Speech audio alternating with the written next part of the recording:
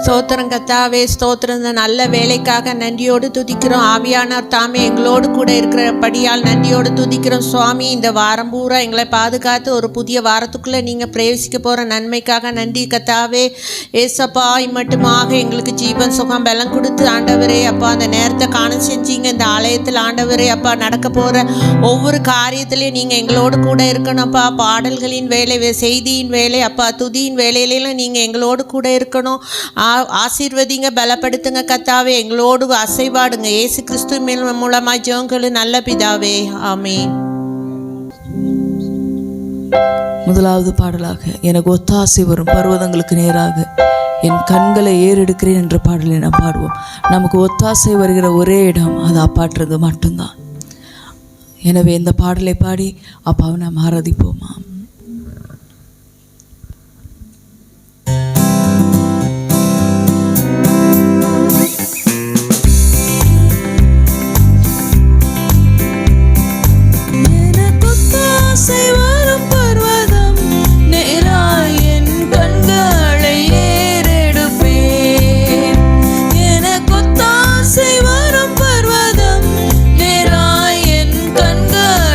ஏறெடுப்பேன்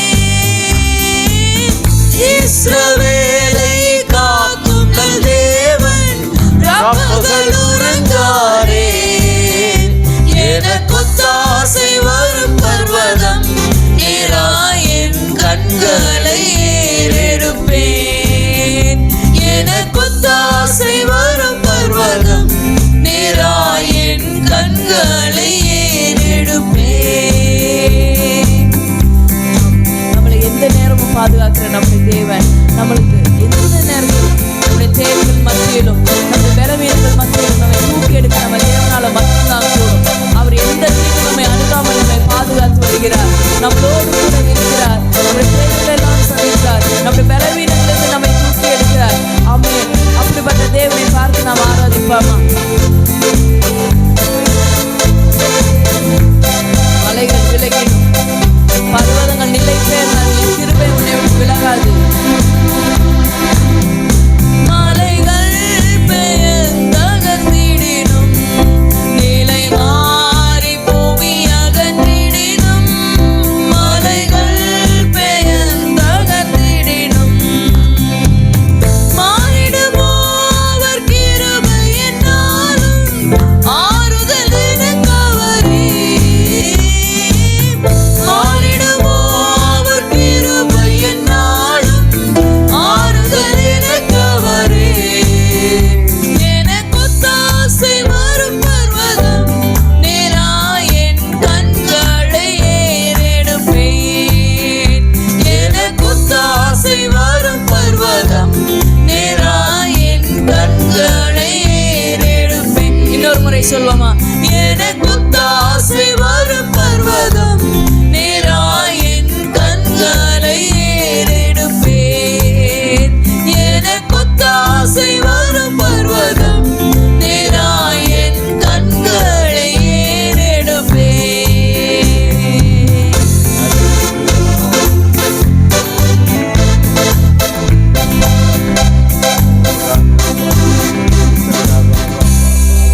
அவருடைய கிருபை என்றும் உள்ளது.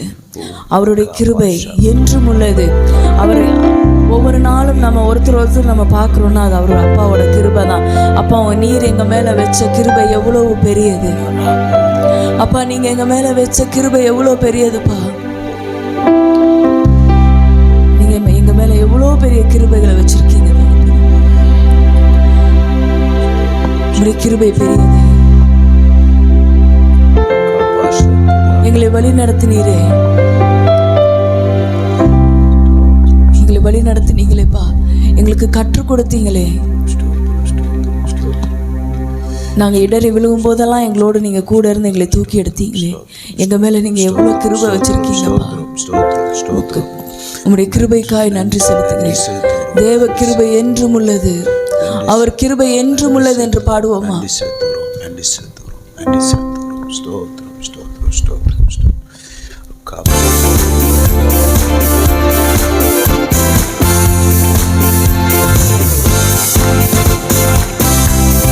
அவருடைய கிருபை நேற்றும் இன்றும் என்றும் மாறாத கிருபை. அவருடைய கிருபை. எனவே உற்சாகமாய் நாம் கரங்களை தட்டி இந்த பாடலை பாடுவோம். தேவ கிருபை என்றும் உள்ளதே, அவர் கிருபை என்றும் உள்ளதே. அவரை போற்றி துதித்து பாடி அல்லேலூயா என்றால் பரிப்போம். அவரை போற்றி துதித்து பாடி அல்லேலூயா என்றால் பரிப்போம். இன்னொரு முறை சொல்வோம். அவரை போற்றி துதித்து பாடி அல்லேலூயா என்றால் பரிப்போம். அவரை போற்றி துதித்து பாடி அல்லேலூயா என்றார் பரிப்போம். நெருக்கப்பட்டும் மடிந்திடாமல் கர்த்தர் தாம் நம்மை காத்ததாலே. நெருக்கப்பட்டும் மடிந்திடாமல் கர்த்தர் தாம் நம்மை காத்ததாலே. அவர் நல்லவர், அவர் வல்லவர், அவர் கிருபை என்றும் உள்ளது. அவர் நல்லவர், அவர் வல்லவர், அவர் கிருபை என்றும் உள்ளது.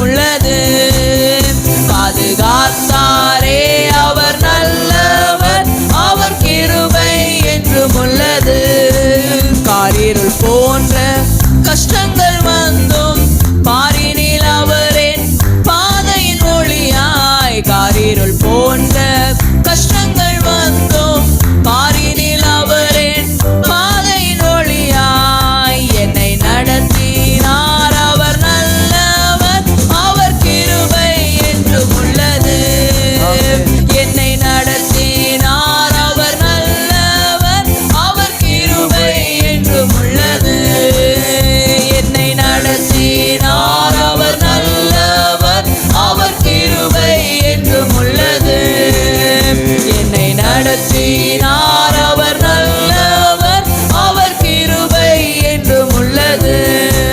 வெள்ளம் போல் நிந்தை மேற்கொள்ள வந்தும் வீரன் நெகேமியா ஆவியை அழித்தே. வெள்ளம் போல் நிந்தை மேற்கொள்ள வந்தும் வீரன் நெகேமியா ஆவியை அழித்தே.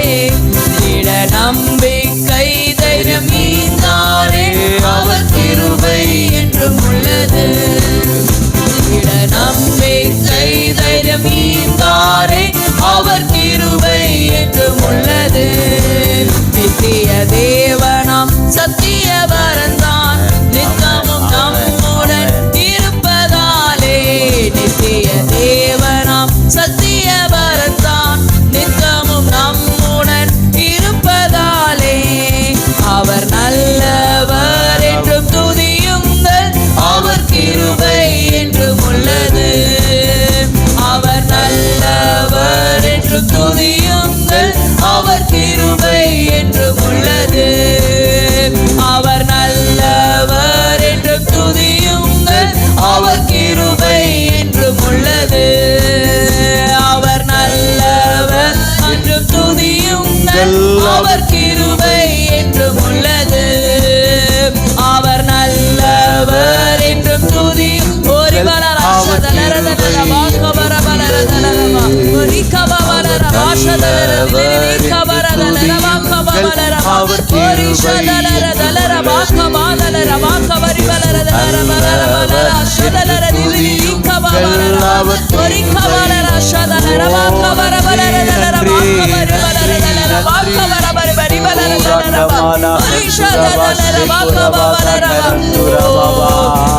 நம்பிக்கை தைரியம் ஈந்தாரே, அவர் கிருபை என்றும் உள்ளது.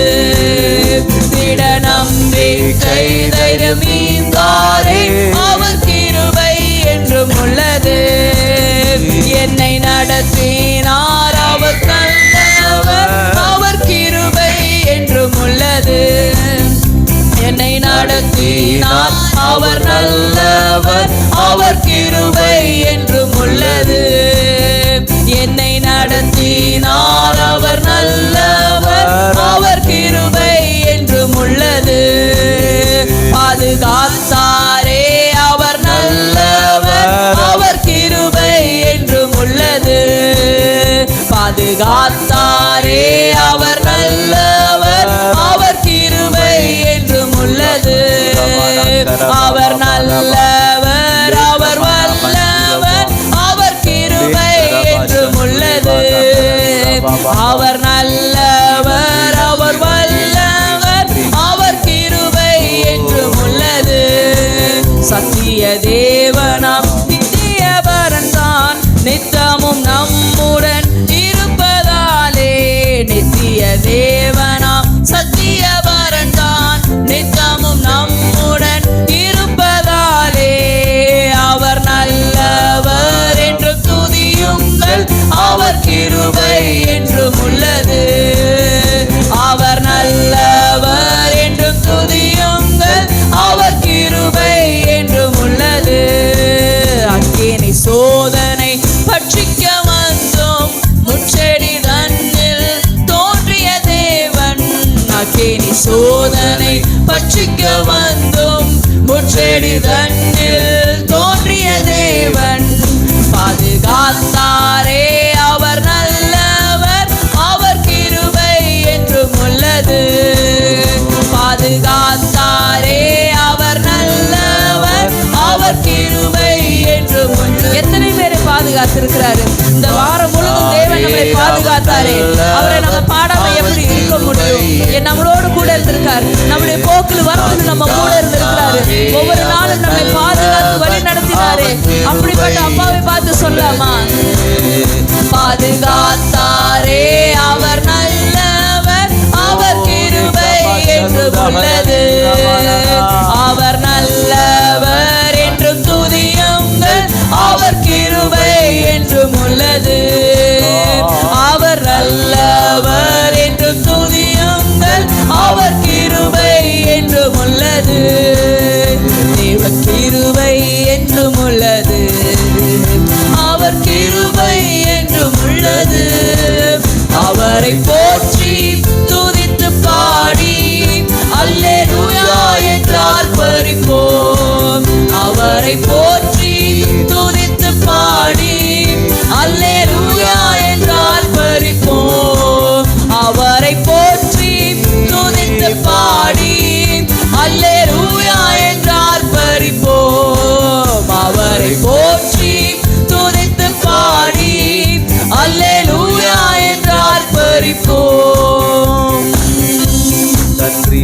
அவரை நாம் துதிக்கும் போது, அவரை நாம் ஆராதிக்கும் போது, அவருடைய சமூகத்திலே நாம் வரும்போது நமக்கு விரோதமாய் எழுப்பப்படுகிற எல்லா ஆயுதங்களும் ஒன்றுமில்லாமல் போகும். அது வாய்க்காதே போகும். நாம் அவரை ஆராதிக்கும் போது, அவருடைய சமூகத்திலே நாம் வந்து நிற்கும் போது, அவரை நம்ம துதிக்க துதிக்க துதிக்க, அவரை நம்மை ஆராதிக்க ஆராதிக்க நமக்கு விரோதமாய் எழுப்பப்படுகிற ஆயுதங்கள் வாய்க்காதே போகும், வாய்க்காதே போகும். ஆண்டவர் நம்மளோடு கூட இருக்கிறார். நம் வாயை திறந்து சொல்வோமா, அப்பா உங்க கிருபை என் கூட இருக்கு, எனக்கு விரோதமாய் எழுப்பப்படுகிற ஆயுதங்கள் வாய்க்காதே போகும். நியாயத்தில் எனக்கு விரோதமாய் எழும்புகிற நாவை நான் குற்றப்படுத்துவேன். அப்பா நீர் என் கூட இருக்கீங்க, உங்க கிருபை என் கூட இருக்குது, நீங்க என்ன வழி நடத்துவீங்க, நீங்க என்ன பாதுகாத்து இருக்கீங்க, நீங்க என் நம்பிக்கையா இருந்திருக்கீங்க. இந்த சமூகம் எனக்கு முன்பாக போயிருக்கு. நான் எதை குறிச்சு நான் பயப்பட போறதில்லை, எதை குறிச்சு நான் கவலைப்பட போறதில்லை, என் எதிர்காலத்தை குறிச்சு நான் கவலைப்பட போறதில்லை. நீங்க என்ன நடத்துவீங்க, நீங்க என்ன பாதுகாப்பீங்க, நீங்க எனக்கு ஆலோசனை தருவீங்க. நம்ம சொல்லுவோமா, நம்ம வாயை திறந்து நம்ம சொல்லும் போது, நம்ம வாயை திறந்து நம்ம பேசும்போது நமக்கு விரோதமாய் எழுப்பப்படுகிற ஆயுதங்கள் வாய்க்காதே போகும். நமக்கு விரோதமாய் எழுப்பப்படுகிற வாய்க்காதே போகும். நம்ம ப்ராப்ளம்ஸை குறித்து நம்ம கவலைப்பட தேவையில்லை. ஏன்னா பெரிய கிருபையுள்ள தேவன் நம்ம கூட இருக்காரு. நம்ம அதை குறித்து கவலைப்பட தேவையில்லை. அப்பாவை பார்த்து சொல்லாமா, நீர் நல்லவர், நீர் வல்லவர், உங்க கிருபை என்றும் உள்ளது என்று சொல்லுவோமா. அவர் நல்லவர், அவர் வல்லவர், அவர் கிருபை என்றும் உள்ளது. அவர் நல்லவர், அவர் வல்லவர், அவர் கிருபை என்றும் உள்ளது. அவர் நல்லவர், அவர் வல்லவர், அவர் கிருபை என்றும் உள்ளது. எக்காலங்களை ஊதி துதிக்க தொடங்கினார்கள். எரிகோ மதில் இடிந்து விழுந்தது. நம்முடைய வாயை திறந்து ஆண்டவரை ஆராதிக்கும் போது நமக்கு மதில் போல இருக்கிற நம்முடைய பிரச்சனைகள் இடிந்து விழுகும். நமக்கு விரோதமாய் மலை போல இருக்கிற பிரச்சனைகள் மாறி விழுகணும். ஆண்டவரே உங்களுடைய கிருபை எங்க கூட இருக்கு சொல்லலாமா? கரங்களை தட்டி நாம் பாடுவோம். அவர் கிருபை என்றும் உள்ளது. அவர் நல்லவர், அவர் வல்லவர், அவர் கிருபை என்றும் உள்ளது. சத்துரு சேனை தொடர்ந்து சூழ்கையில் பக்தனாம் தாவீதின் தேவன் நமக்கு. சத்துரு சேனை தொடர்ந்து சூழ்கையில் பக்தனாம் தாவீதின் தேவன் நமக்கு. முன் சென்றாரே அவர் நல்லவர், அவர் கிருபை என்றும் உள்ளது. முன் சென்றாரே அவர் நல்லவர், அவர் கிருபை என்றும் உள்ளது. பக்தனாம் தாவீது நமக்கு முன் சென்றார். ஏன் தாவீதின் முன் தேவன் முன் சென்றார்? தாவீது எந்த சூழ்நிலையிலும் அவன் ஆராதிக்கிறது ஒரு மனுஷன், தேவ மனுஷன். அவருக்கு சோர்ந்து போகலையும் அவர் ஆராதிச்சிருந்தாரு. அவருக்கு தெரிஞ்சிருந்துச்சு, நான் எப்படி இருந்தாலும் எனக்கான தீர்வு ஆண்டவர்கிட்ட இருந்து மட்டும்தான் கிடைக்கும். அவர் தேவனை ஆராதித்தார். அவருக்கான சூழ்நிலைகள், அவருக்கு விரோதமாக எழுப்பப்பட்ட காரியங்கள் எல்லாம் ஒன்றுமில்லாமல் போச்சு. நமக்கு தெரியும், நமக்கு தெரியும், நமக்கு தெரியும் நம்ம கூட இருக்கிறவர் பெரியவர் அப்படின்றது நமக்கு தெரியும். அவரை நாம் ஆராதிக்கும் போது நமக்கு விரோதமாய் காணப்படுகிற எல்லா ஆயுதங்களும் பிரச்சனைகளும் பாரங்களும் ஒன்றுமில்லாமல் போகும். மலை போல நிற்கிற பிரச்சனைகள் கூட ஒன்றுமில்லாமல் போகும். அவர் நல்லவர் என்றும் துதியுங்கள், அவர் கிருபை என்றும் உள்ளது. அவர் நல்லவர் என்றும் துதியுங்கள், அவர் கிருபை என்றும் உள்ளது. எனக்காய் எல்லாவற்றையும் சிலுவையிலே சுமந்து தீர்த்திருக்கிறார். மரத்திலே தூக்கப்பட்ட எவனும் சபிக்கப்பட்டவன் என்று எழுதியிருக்கிறபடி கர்த்தர் தாமே, இயேசு கிறிஸ்து தாமே நமக்காக சிலுவையில் அறையப்பட்டார். எதற்காக? நான் நீதிமானாய் வாழ்வதற்காக, நான் ஆரோக்கியமாய் வாழ்வதற்காக, நான் ஐஸ்வர்யமாய் வாழ்வதற்காக. என் இயேசு எனக்காக யாவையும் கல்வாரி சிலுவையிலே சுமந்து தீர்த்திருக்கிறார். அப்படிப்பட்ட தேவனை நாம் பார்த்து ஆராதிக்கலாம்.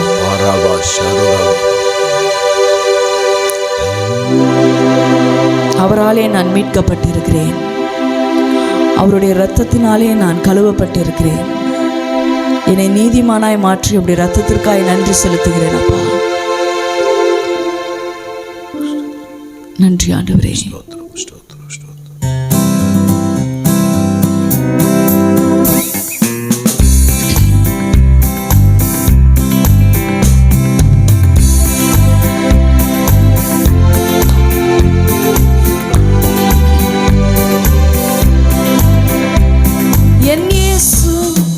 எனக்காயாவையும் செய்து முடித்தாரே, சிலுவையில் இரத்தம் சிந்தியே நல் மீட்பை பெற்று தந்தார். என் இயேசு எனக்காயாவையும் செய்து முடித்தாரே, சிலுவையில் இரத்தம் சிந்தியே நல் மீட்பை பெற்று தந்தார். மீட்கப்பட்டேனே சூரத்தினால், சுகமடைந்தேன் அவர் காயங்களால். போக்கினாரே என் பாவக்கரை, நீக்கினாரே என் சாபங்களை. மீட்கப்பட்டேனே சூரத்தினால், சுகமடைந்தேன் அவர்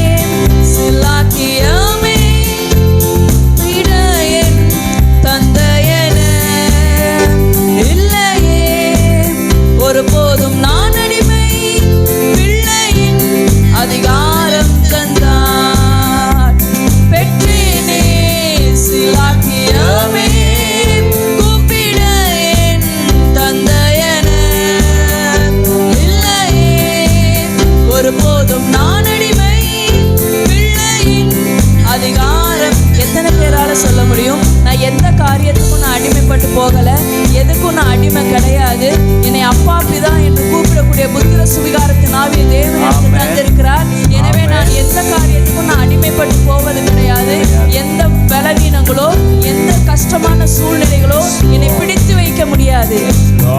ஏனால் நான் அவருடைய ரத்தத்தினால நான் மீட்கப்பட்டு இருக்கிறேன். இந்த வரிகளை சொல்லலாம். பெற்றேனே சிலாக்கியமே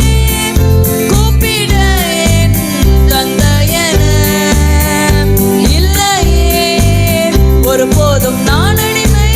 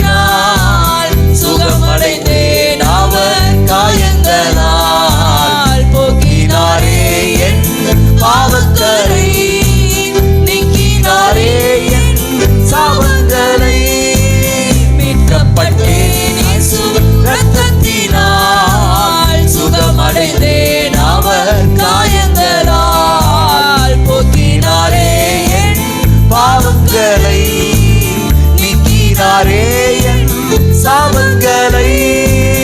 ஹல்லேலூயா, முற்றிலும் ஜெயம் பெற்றேன். ஹல்லேலூயா, ஜெயத்தின் மேல் ஜெயம் பெற்றேன். ஹல்லேலூயா, முற்றிலும் ஜெயம் பெற்றேன்.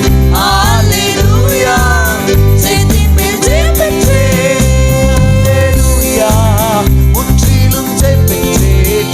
ஹல்லேலூயா, ஜெயத்தின் மேல் ஜெயம் பெற்றேன். ஹல்லேலூயா, முற்றிலும் ஜெயம் பெற்றேன். ஹல்லேலூயா, ஜெயத்தின் மேல் ஜெயம் பெற்றேன். நாம் எல்லோருமா எழுந்து நின்று எல்லோரும் எழுந்து அப்பாவுக்கு நன்றி செலுத்தி அப்பாவை ஆராதிப்போமா. நம்முடைய கண்மலையின் மறைவுக்குள்ளாய் நம்மை வைத்திருக்கிறார்.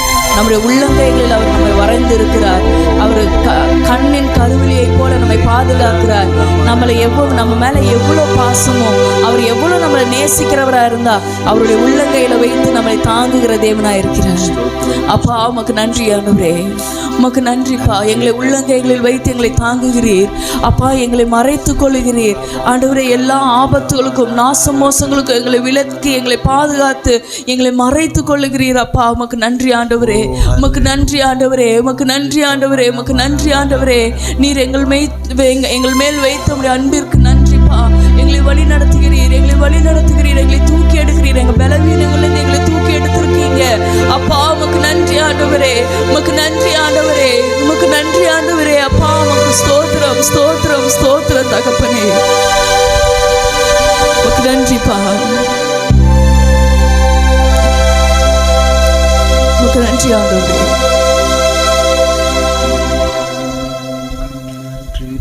நன்றி அப்பா, எங்களை பாதுகாக்கிறீர்.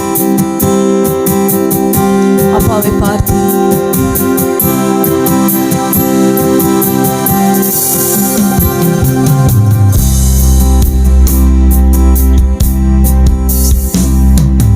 கண்மலையின் மறைவில் உள்ளங்கையின் நடுவில் கண்களின் கருவிழிகளை போல் இம்மட்டும் காத்தீரே. கண்களின் கருவிழிகளை போல் இம்மட்டும் காத்தீரே. இன்னொரு முறை சொல்லுவோம். கண்களின் கருவிழிகளை போல் இம்மட்டும் காத்தீரே. கண்மலையின் மறைவில் உள்ளங்கையின் நடுவில் கண்மலையின் மறைவில் உள்ளங்கையின் நடுவில் கண்களின் கருவிழிகளை போல் இம்மட்டும் காத்தீரே. கண்களின் கருவிழிகளை போல் இம்மட்டும் காத்தீரே. சகலத்தையும் செய்ய வல்லவரே, நீர் நினைத்தது தடைபடாது. சகலத்தையும் செய்ய வல்லவரே, நீர் நினைத்தது தடைபடாது. ஆதினதின் காலத்தில் நேர்த்தியாய் செய்து முடிப்பவரே.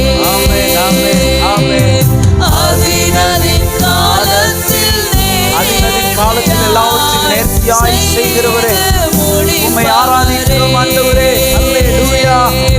ஆதினதின் காலத்தில் ஏற்ற வேளையிலே எல்லாவற்றையும் எங்களுக்காக செய்து முடிக்கிறவர் நீர். உம்மை ஆராதிக்கிறோம் ஆண்டவரே. ஆதினதின் காலத்தில் எல்லாரும் உள்ளத்தின் ஆழத்திலிருந்து சொல்லுங்க. என் வாழ்க்கையில எல்லாவற்றையும் அதினதின் காலத்தில் செய்து முடிக்கிறவர் நீர். ஓ, உம்மை ஆராதிக்கிறோம், உம்மை நாங்கள் துதிக்கிறோம் ஆண்டவரே. அல்லேலூயா. நல்ல வாய்களை திறந்து ஆண்டவரை துதிங்க. ஓ ரகனமா சந்துரவல ராந்துரபபா. சகலத்தையும் செய்ய வல்லவரே,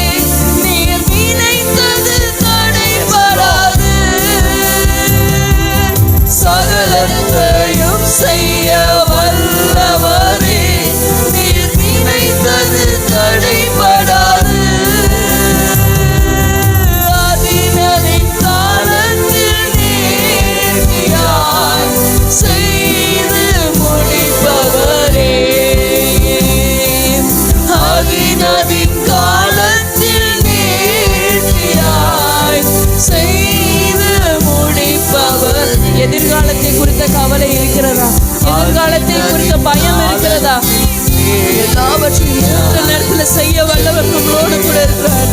ஆமென். ஆதியின் காலத்தில் நீதியாய் செய்து முடிப்பவரே, கண்மலையின் மறைவில் உள்ளங்கையின் நடுவில் கண்களின் கருவிழிகளை போல் இம்மற்றும் காத்தீரே, கண்களின் கருவிழிகளை போல் இம்மட்டும் காத்தீரே. நாளை நாளுக்காக கவலை வேண்டாம், காகத்தை கவனியன்றீர். நாளை நாளுக்காக கவலை வேண்டாம், காகத்தை கவனியன்றீர். ஏழை நான் கூப்பிட்ட போதெல்லாம் இறங்கி பதிலளித்தீர். ஏழை நான் கூப்பிட்ட போதெல்லாம் இறங்கி பதிலளித்தீர். ஏழை நான் கூப்பிட்ட போதெல்லாம் இறங்கி பதிலளித்தீர். எத்தனையோ சூழ்நிலையில் நம்ம அப்பாவை நோக்கி கூப்பிடல, அவர் நமக்கு பதில் கொடுத்திருக்கிறார். அவர் நம்மளை கைவிடல. அப்பா நீங்க என்ன கைவிடலப்பா, நான் கூப்பிடும் போதெல்லாம் எனக்கு நீங்க பதில் கொடுத்திருக்கீங்க தகப்பனே. ஏழை நான் கூப்பிட்ட போதெல்லாம் இறங்கி பதிலளித்தீர். எப்போதெல்லாம் உம்மை நோக்கி நாங்கள் கூப்பிடுகிறோம், அப்போதெல்லாம் எங்களுக்கு பதில் தருகிற ஆண்டவராய் இருக்கிறீரே, உமக்கு ஸ்தோத்திரம் ஆண்டவரே. எங்களுக்கு உதவி செய்கிறீரே, உமக்கு ஸ்தோத்திரம் ஆண்டவரே. எங்கள் சேவைகளை சந்திக்கிறீரே, உமக்கு ஸ்தோத்திரம் ஆண்டவரே. எங்கள் பலவீனங்களை மாற்றுகிறீரே, உமக்கு ஸ்தோத்திரம் ஆண்டவரே. நாங்கள் கூப்பிடும் போது எங்கள் குரலை கேட்கிறீரே, உமக்கு ஸ்தோத்திரம் ஆண்டவரே. உம்மை ஆராதிக்கிறோம் ஆண்டவரே.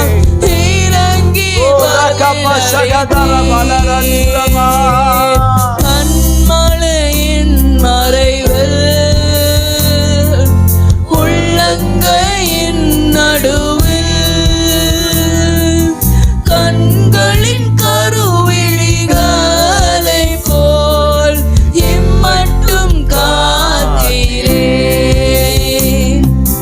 கண்களின் கருவிழிகளை போல் இம்மட்டும் காத்தீரே.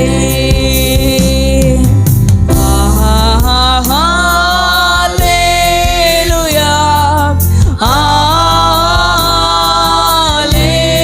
ஹல்லேலூயா,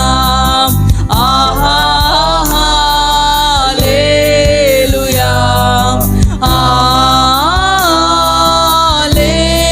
ஹல்லேலூயா, ஹல்லேலூயா, ஹல்லேலூயா, ஹல்லேலூயா, ஆமென். அப்பாவை ஆராதிக்கிறோம் தகப்பனே. நீர் எங்களை எவ்வளவாய் பாதுகாத்திருக்கிறீர் ஆண்டவரே. எங்களுடைய பிரச்சனைகளை மாற்ற உம்மால் கூடும் ஆண்டவரே, உம்மால் கூடும்பா. உம்முடைய கிருபை எங்களோடு இருக்கிறது. நீர் எங்களோடு கூட இருக்கிறீர் ஆண்டவரே. சகலத்தையும் செய்ய நீர் வல்லவராய் இருக்கிறீர் ஆண்டவரே. எங்கள் எதிர்காலங்களை குறித்த கவலைகளா, இல்லை ஏதாவது ஒரு பாரங்களா ஆண்டவரே, எங்க சூழ்நிலைகளை குறித்த பயங்களா, எதுவா இருந்தாலும் இனி நாங்க பயப்பட போவதே இல்லை. ஏன்னா நீங்க என் கூட இருக்கீங்கப்பா. நம்ம எல்லாரும் சொல்லாமா, அப்பா நீங்க என் கூட இருக்கீங்க. எதை குறிச்சு நான் கலங்க போவது இல்லை, எதை குறிச்சு நான் பயப்பட போவது கிடையாது. என் பலவீனங்களை குறிச்சு நான் பயப்பட போறது கிடையாது. என்னுடைய பலவீனத்திலே பலன் தருகிற தேவன் என் கூட இருக்கிறீங்க. அதனால நான் அதை குறிச்சு பயப்பட போறது கிடையாது. அல்லேலூயா, அல்லேலூயா, அல்லேலூயா,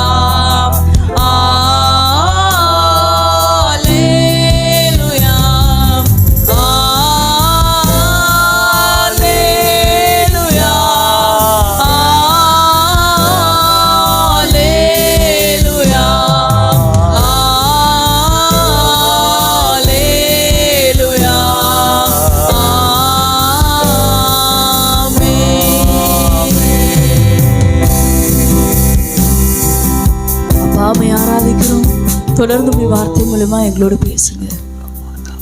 மீட்பர் இயேசுவின் நாமத்தில் நம்ம ஆராதிக்கிறோம் எங்கள் நல்ல பிதாவே, ஆமென்.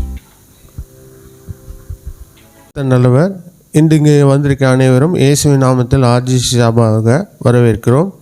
நம்முடைய சபைக்கு இன்று தான் நீங்கள் முதன்முறையாக வந்திருப்பீர்கள் என்றால் உங்கள் இருக்கையில் எழுந்து நிற்கும்படி அன்புடன் கேட்டுக்கொள்கிறோம். உங்களை ஆர்ஜிசி வரவேற்கிறது. நீங்கள் வேறு சபையில் அங்கம் வகிப்பீர்கள் என்றால் தொடர்ந்து உங்களுடைய சபைக்கு செல்லும்படி உங்களை உற்சாகப்படுத்துகிறோம். அப்படி நீங்கள் வேறு ஏதேனும் சபையில் அங்கம் வகிக்காமல் இருப்பீர்கள் என்றால் நம்முடைய ஆர்ஜிசி உங்களை வரவேற்கிறோம். நீங்கள் நம்முடைய சபையின் ஆராதனைகளும் கர்த்தருடைய வார்த்தையும் வல்லமையும் அனுபவித்து செல்லும்படி அன்புடன் கேட்டுக்கொள்கிறோம். கர்த்தர் உங்களை ஆசீர்வதிப்பாராக. காணிக்கை நேரம். நாம் இதுவரை கர்த்தருடைய பாடல்களை பாடி ஆராதித்தோம். இப்போது நாம் நம்முடைய காணிக்கைகளையும் தசம பாகங்களையும் கொடுத்து கர்த்தரை ஆராதிக்கப் போகிறோம். நாம் நம்முடைய காணிக்கையிலும் தசம பாகங்களையும் நம்முடைய வலது கையில் உயர்த்தி பிடித்து இந்த விசுவாச அறிக்கையை சொல்லப் போகிறோம்.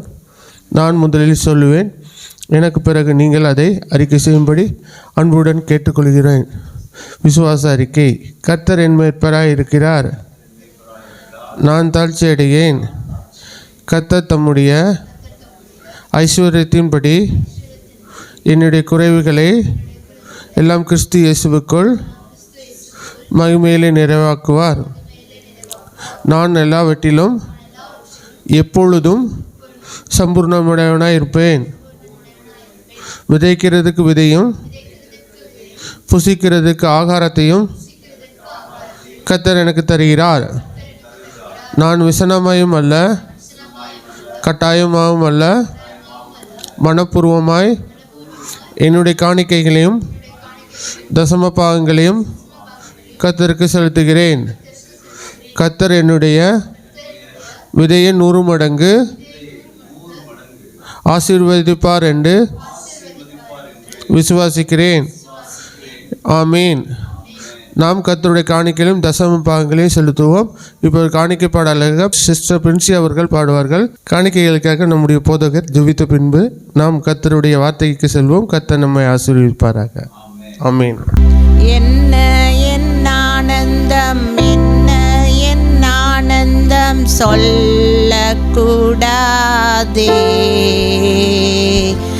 என்ன என் ஆனந்தம், என்ன என் ஆனந்தம் சொல்லக்கூடாதே. மன்னன் கிறிஸ்து என் பாவத்தை எல்லாம் மன்னித்து விட்டாரே. மன்னன் கிறிஸ்து என் பாவத்தை எல்லாம் மன்னித்து விட்டாரே. கூடுவோம் ஆடுவோம் பாடுவோம் ஒன்றாய் மகிழ் கொண்டாடுவோம். கூடுவோம் ஆடுவோம் பாடுவோம் ஒன்றாய் மகிழ் கொண்டாடுவோம்.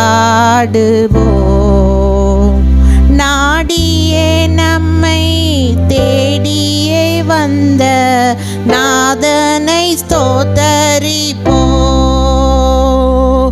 நாடியே நம்மை தேடியே வந்த நாதனை ஸ்தோத்தரிப்போம். பாவங்கள் சாபங்கள் கோபங்கள் எல்லாம் பரிகரித்தாரே. பாவங்கள் சாபங்கள் கோபங்கள் எல்லாம் பரிகரித்தாரே.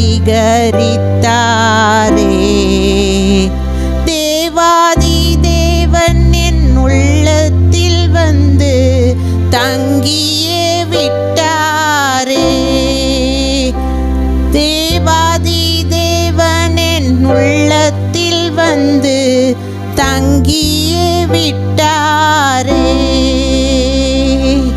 என்ன என் ஆனந்தம், என்ன என் ஆனந்தம் சொல்லக்கூடாதே. என்ன என் ஆனந்தம், என்ன என் ஆனந்தம் சொல்லக்கூடாதே. மன்னன் கிறிஸ்து என் பாவத்தை எல்லாம் மன்னித்து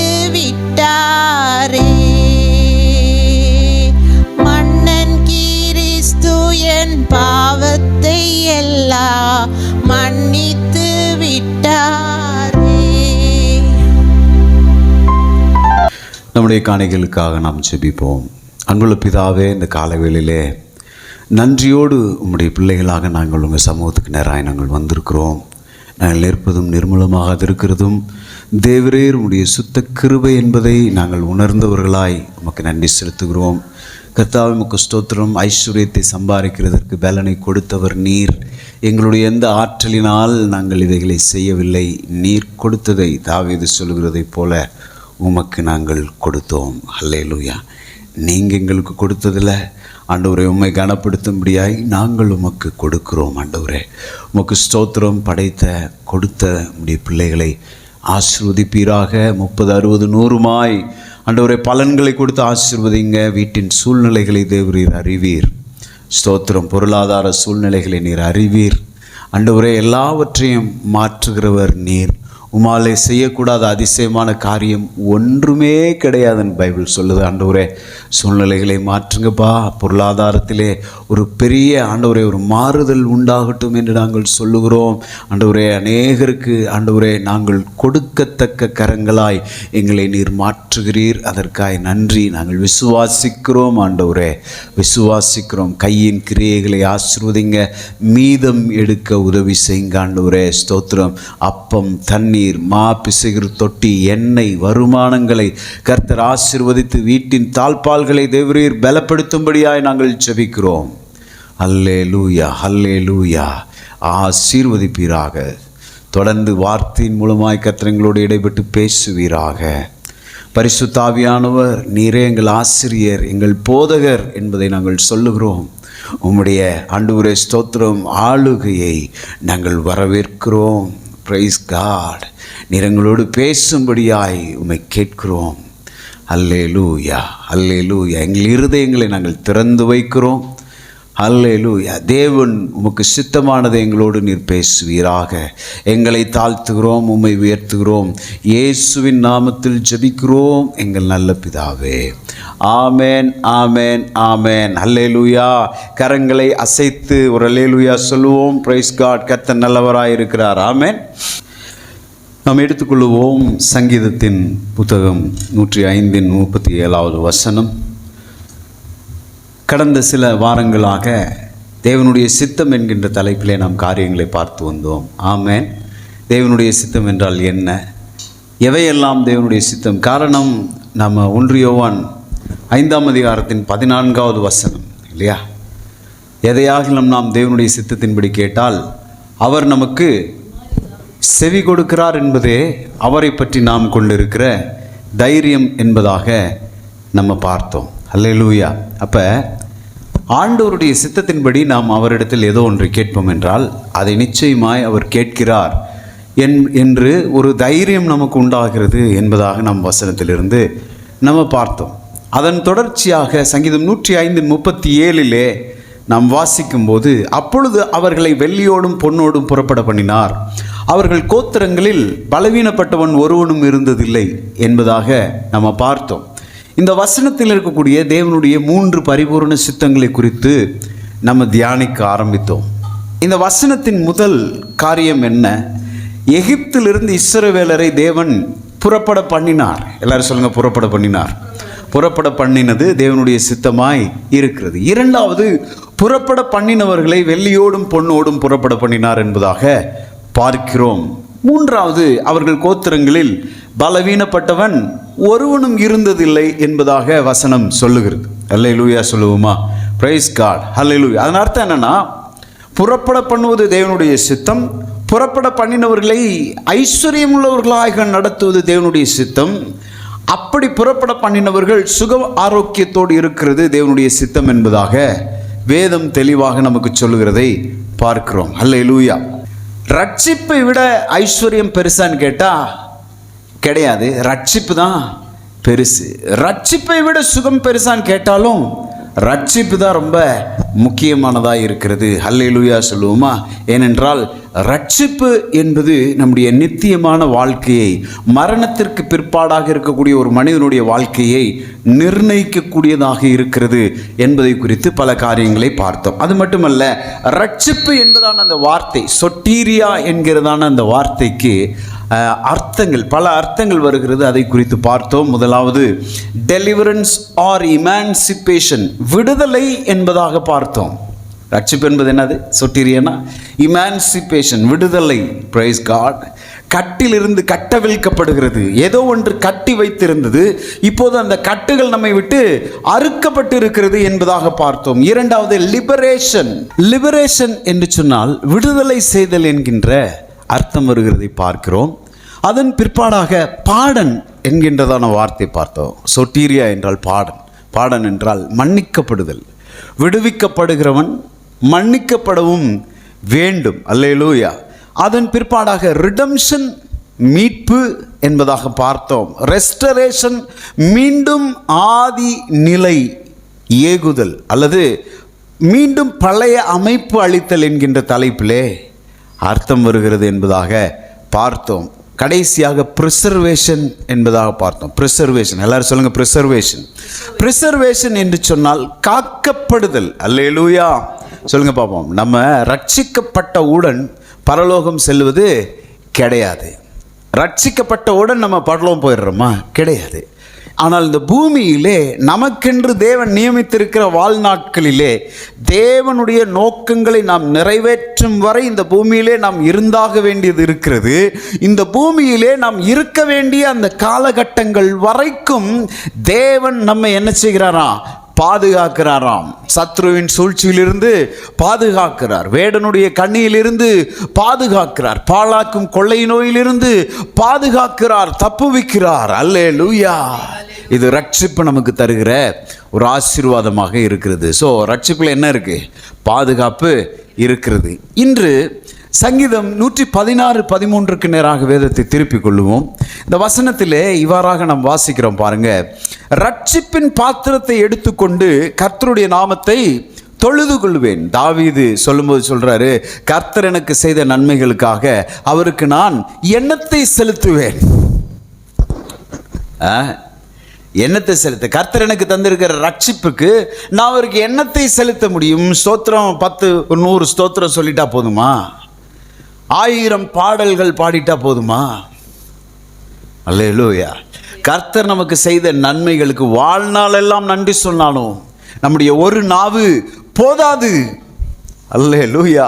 அத்தனை நன்மையை ஆண்டவர் செய்திருக்கிறார். தகுதி இல்லாத நம்மை தேடி வந்தார். விலையேறப்பட்ட இரத்தத்தினாலே கழுவினார், நீதிமானாய் மாற்றினார், தேவனுடைய பிள்ளையாய் மாற்றினார். அப்பா பிதாவே என்று கூப்பிடுகிற புத்திர சுவிகாரத்தின் ஆவியை நமக்கு கொடுத்தார். குமாரனுடைய ஆவியை கொடுத்து குமாரனை போலவே உரிமையோடு பேசும்படி வைத்திருக்கிறார். இவைகள் எல்லாமே பிரைஸ் காட் நமக்கு கொடுக்கப்பட்ட ஈவாக இருக்கிறது. அல்லேலூயா சொல்லுவோமா? அல்லேலூயா. ஸோ நான் எண்ணத்தை கர்த்தருக்கு செலுத்திட முடியும் அப்படின்னு தாவீது கேட்டுட்டு அவர் சொல்றாருப்பாங்க, ரட்சிப்பின் பாத்திரத்தை அல்லேலூயா எடுத்துக்கொண்டு கர்த்தருடைய நாமத்தை என்ன செய்வேன்? தொழுது கொள்வேன். ரட்சிப்பின் பாத்திரத்தை கையில் எடுத்துட்டு, இந்த இடத்துல இந்த வார்த்தையின் பதத்தை நீங்கள் கவனிக்கணும். ரட்சிப்பு என்கின்றது இந்த வசனத்தில் எப்படி நமக்கு வெளிப்படுத்தப்படுகிறதுனா, ரட்சிப்பு என்பது ஒரு பாத்திரத்தை போல வெளிப்படுத்தப்படுகிறது. எதன்வர் கவனிக்கிறீங்க? எல்லாரும் சொல்லுங்க. ரட்சிப்பு என்பது ஒரு பாத்திரம். ஆங்கிலத்தில் சொல்லும்போது கப் ஆஃப் சால்வேஷன் என்பதாக சொல்றாங்க. சரி, ஒரு கப்பு எதுக்கு கொடுக்கப்படுகிறது? சாதாரண எளிமையாக கேட்குறேன் பாருங்க. ஒரு கப்பு ஏன் கொடுக்கப்படுகிறது? ஏதோ ஒன்றை ஊற்றுவதற்காக. பாத்திரம் ஏன் கொடுக்கப்படுகிறது? ஏதோ ஒன்றை அதிலே வைப்பதற்காக. அல்லேலூயா. அதான் purpose. What is the objective of a cup is to pour something into it, right? அல்லேலூயா. அப்ப ரட்சிப்பு என்பது ஒரு பாத்திரமாக இந்த இடத்துல வசனத்தில் பார்க்கிறோம். Praise God. அதன் அர்த்தம் என்னன்னா, அந்த ரட்சிப்பின் பாத்திரத்திலே பல காரியங்கள் வைக்கப்படுகிறது. இதே ரட்சிப்பின் பாத்திரத்தை தாவீது சங்கீதம் 23 சொல்லும்போது சொல்றாரு, என் பாத்திரம் 23:5 நிரம்பி வழிகிறது. பாத்திரம்னா எப்படி இருக்கணும்? நிரம்பணும், அது நிரம்பி வழியணும். நிரம்பி வழிகிறது. ஜீவனுள்ள நாளெல்லாம் நன்மையும் கிருபையும் என்னை தொடரும் என்பதாக சங்கீதக்காரன் சொல்லுகிறதை பார்க்கிறோம். அல்லேலூயா. சங்கீதம் 116 சொல்றாரு, ரட்சிப்பு என்பது ஒரு பாத்திரம். சங்கீதம் 23 சொல்றாரு, என் பாத்திரம் நிரம்பி வழிகிறது என்றாரு. அல்லேலூயா. நான் சொல்லுகிறேன், பிரைஸ் காட். ஒரு சிலர் நினைக்கிறாங்க பாருங்க, ரட்சிக்கப்படுவது என்பது அல்லேலூயா ஏதோ ஒரு பாவ மன்னிப்பை பெறுவது, பரலோகம் செல்லுவது என்பதாக மட்டும் நினைத்துக் கொள்கிறார்கள். அது தவறு. வேதம் அப்படி சொல்லலை. ரட்சிப்பு என்பது பிரைஸ் காட் ஒரு பாத்திரம். அந்த பாத்திரத்தில் எவைகள் எல்லாம் வைக்கப்பட்டிருக்கிறது என்று வேதம் சொல்லுகிறது. அல்லேலூயா. அந்த பாத்திரத்திலே சுகம் வைக்கப்பட்டிருக்கிறது. ஆமென். அந்த பாத்திரத்திலே செழிப்பு வைக்கப்பட்டிருக்கிறது. அந்த பாத்திரத்திலே பாதுகாப்பு வைக்கப்பட்டிருக்கிறது. அந்த பாத்திரத்திலே ஆசீர்வாதங்கள் வைக்கப்பட்டிருக்கிறது. இவைகள் எல்லாம் பார்ட் அண்ட் பார்சல் ஆஃப் அவர் சால்வேஷன். அல்லேலூயா. ஸோ ரட்சிப்பை பெற்றவர்கள் இந்த ஆசீர்வாதங்களை பெற்றவர்களாய் அனுபவித்தவர்களாக பரலோகம் செல்லவும் முடியும், அல்லது இந்த ஆசீர்வாதங்களை உதாசீனப்படுத்திவிட்டு வெறும் ரட்சிப்பை மாத்திரம் அனுபவித்தவர்களாக பரலோகம் செல்லவும் முடியும். நஷ்டம் யாருக்கு தான் வரும்? நமக்கு தான் வரும். உள்ள வைக்க ஒரு பொருளை வைக்கணும்னாலே அந்த பாத்திரத்தில் ஒன்றை வைக்கணும்னா பாத்திரம் கண்டிப்பாக ரொம்ப முக்கியம். Price God. ஸோ ரட்சிப்பு என்பது எல்லாரும் சொல்லுங்க, பாத்திரம். அல்லேலூயா. ஏன் இந்த ரட்சிப்பு என்பது முக்கியம் என்பதாக நாம் பேசினோம். ஒரு மனிதனுடைய மரணத்திற்கு பிற்பாடு அவன் விரும்பினாலும் விரும்பாவிட்டாலும் அவன் 2 நித்தியமான பாதையில் அல்லது ஸ்தலத்திற்கு, பிரைஸ் காட், அவன் மரித்தவுடன் 2இல் ஒன்றிலே அவன் நிச்சயமாக சென்று கால் பதிக்கத்தான் வேண்டும். அந்த 2 நித்தியங்களை குறித்து நம்ம பார்த்தோம். அல்லேலூயா. ஒன்று பரலோக ராஜ்யம், 2வது நரகம் என்பதாக பார்த்தோம். இந்த 2 சாலையிலே நாம் எதில் செல்ல வேண்டும் என்பதை இந்த பூமியிலே இப்போது நாம் வாழ்கிற வாழ்க்கை தான் என்ன செய்தான் தீர்மானம் செய்கிறது. இந்த 2 காரியங்கள், 2 நித்தியங்களை குறித்து வேதம் தெளிவாய் நமக்கு சொல்லுகிறது. போன வாரத்தில் அதை பார்த்தோம். மத்தேயு 7ஆம் அதிகாரத்தின் 13-14வது வசனத்தில் பார்த்தோம் பாருங்க. இடுக்கமான வாசல் வழியாய் உட்பிரவேசியுங்கள். அல்லேலூயா. பரலோகத்திற்கு செல்லும் வாசலை குறித்து வேதம் என்ன சொல்லுகிறது? இடுக்கமான வாசல் என்று சொல்லுகிறது. அல்லேலூயா. கேட்டுக்கு போகிற வாசல் விரிவும் வழி விசாலமுமாயிருக்கிறது. அதன் வழியாய் பிரவேசிக்கிறவர்கள் அநேகர். ஜீவனுக்கு போகிற வாசல் இடுக்கமும் வழி நெருக்கமுமாயிருக்கிறது. அதை கண்டுபிடிக்கிறவர்கள் சிலர். இதை இப்படி சொல்லலாம் பாருங்க. நரகத்துக்கு எங்க போனாலும் கவுண்டர் வச்சிருக்காங்க டிக்கெட் எடுக்கிறதுக்கு. எந்த ஊருக்கு போனாலும் நரகத்திற்கு செல்வதற்கான கவுண்டர் கொடுக்கப்படுகிறது. ஆனால் பரலோகம் செல்வதற்கு ஒரே ஒரு கவுண்டர் தான் இருக்குது பாருங்க. அது என்ன கவுண்டர்? ஜீசஸ். இயேசு சொல்லும்போது சொல்றாரு, நானே வழியும் சத்தியமும் ஜீவனும். நானும் வழியும் சத்தியமும் சொல்ல, நானே வழியும் சத்தியமும் ஜீவனுமாய் இருக்கிறேன் என்று இயேசு சொன்னார். அல்லேலூயா. என்னை அல்லாமல் ஒருவனும் பிதாவினிடத்தில் வரான். அல்லேலூயா. அப்ப பிரைஸ் காட், இந்த வசனத்தின்படி கேட்டுக்கு போகிற வாசல் ரொம்ப பெருசா இருக்கு. டோரே பெருசா இருக்கு பாருங்க. நரகத்தின் வாசல் யார் வேணாலும் ஈஸியா உள்ள போயிட முடியும். ஒரே ஒரு டோர் தான் இருக்கு. அந்த டோர் வழி தான் அவங்க போயாக வேணும். அந்த டோர் என்ன டோர்? இயேசுவே சொல்றாரு, நானே வாசல். யோவான் 10ஆம் அதிகாரத்தை நீங்க வாசித்து பார்த்தீங்கன்னா சொல்லுவார், ஐ எம் தி டோர் அப்படின்னு. நான் தான் வாசல். என் வழியா ஒருத்தன் உள்ள நுழைஞ்சா மட்டும்தான் அவன் என்ன செய்வான்? Praise God. உள்ளும் புறம்பும் சென்று மேய்ச்சலை கண்டடைவான் என்று வேதம் சொல்லுகிறதாக நாம் பார்க்கிறோம். அல்லேலூயா. ஸோ இந்த பூமியின் வாழ்க்கையிலே நாம் எப்படி வாழ்கிறோம் என்பதுதான் நாம் மரித்த பிறகு நாம் எங்கே செல்லுகிறோம் என்பதை நிர்ணயிக்கிறதாக இருக்கிறது. எனவே ரட்சிப்பு ரொம்ப அவசியமானதாக இருக்கிறது. அல்லேலூயா சொல்லுவோமா? பிரைஸ் காட், அல்லேலூயா. இந்த நாளிலே லூக்கா 16ஆம் அதிகாரத்தில் இருக்கக்கூடிய ஒரு குறிப்பிட்ட சம்பவத்தை உங்கள் மத்தியிலே பேசி நமது செய்தியை முடிக்கலாம் என்று நான் விரும்புகிறேன். தயவு செய்து இந்த செய்தி கேட்கிறவர்கள் உங்களுடைய நண்பர்களுக்கு, தெரிந்தவர்களுக்கு நீங்கள் அனுப்புங்கள். அவர்களுக்கு இது நிச்சயமாக பிரயோஜனம் உள்ளதாக இருக்கும். அல்லேலூயா சொல்லுவோமா? Praise God. ஒரு பாவி இந்த பூமியிலே மனம் திரும்புகிறது நிமித்தமாக பரலோகத்திலே மிகுந்த சந்தோஷம் உண்டாயிருக்கும் என்பதாக வேதம் சொல்லுகிறது. அல்லேலூயா.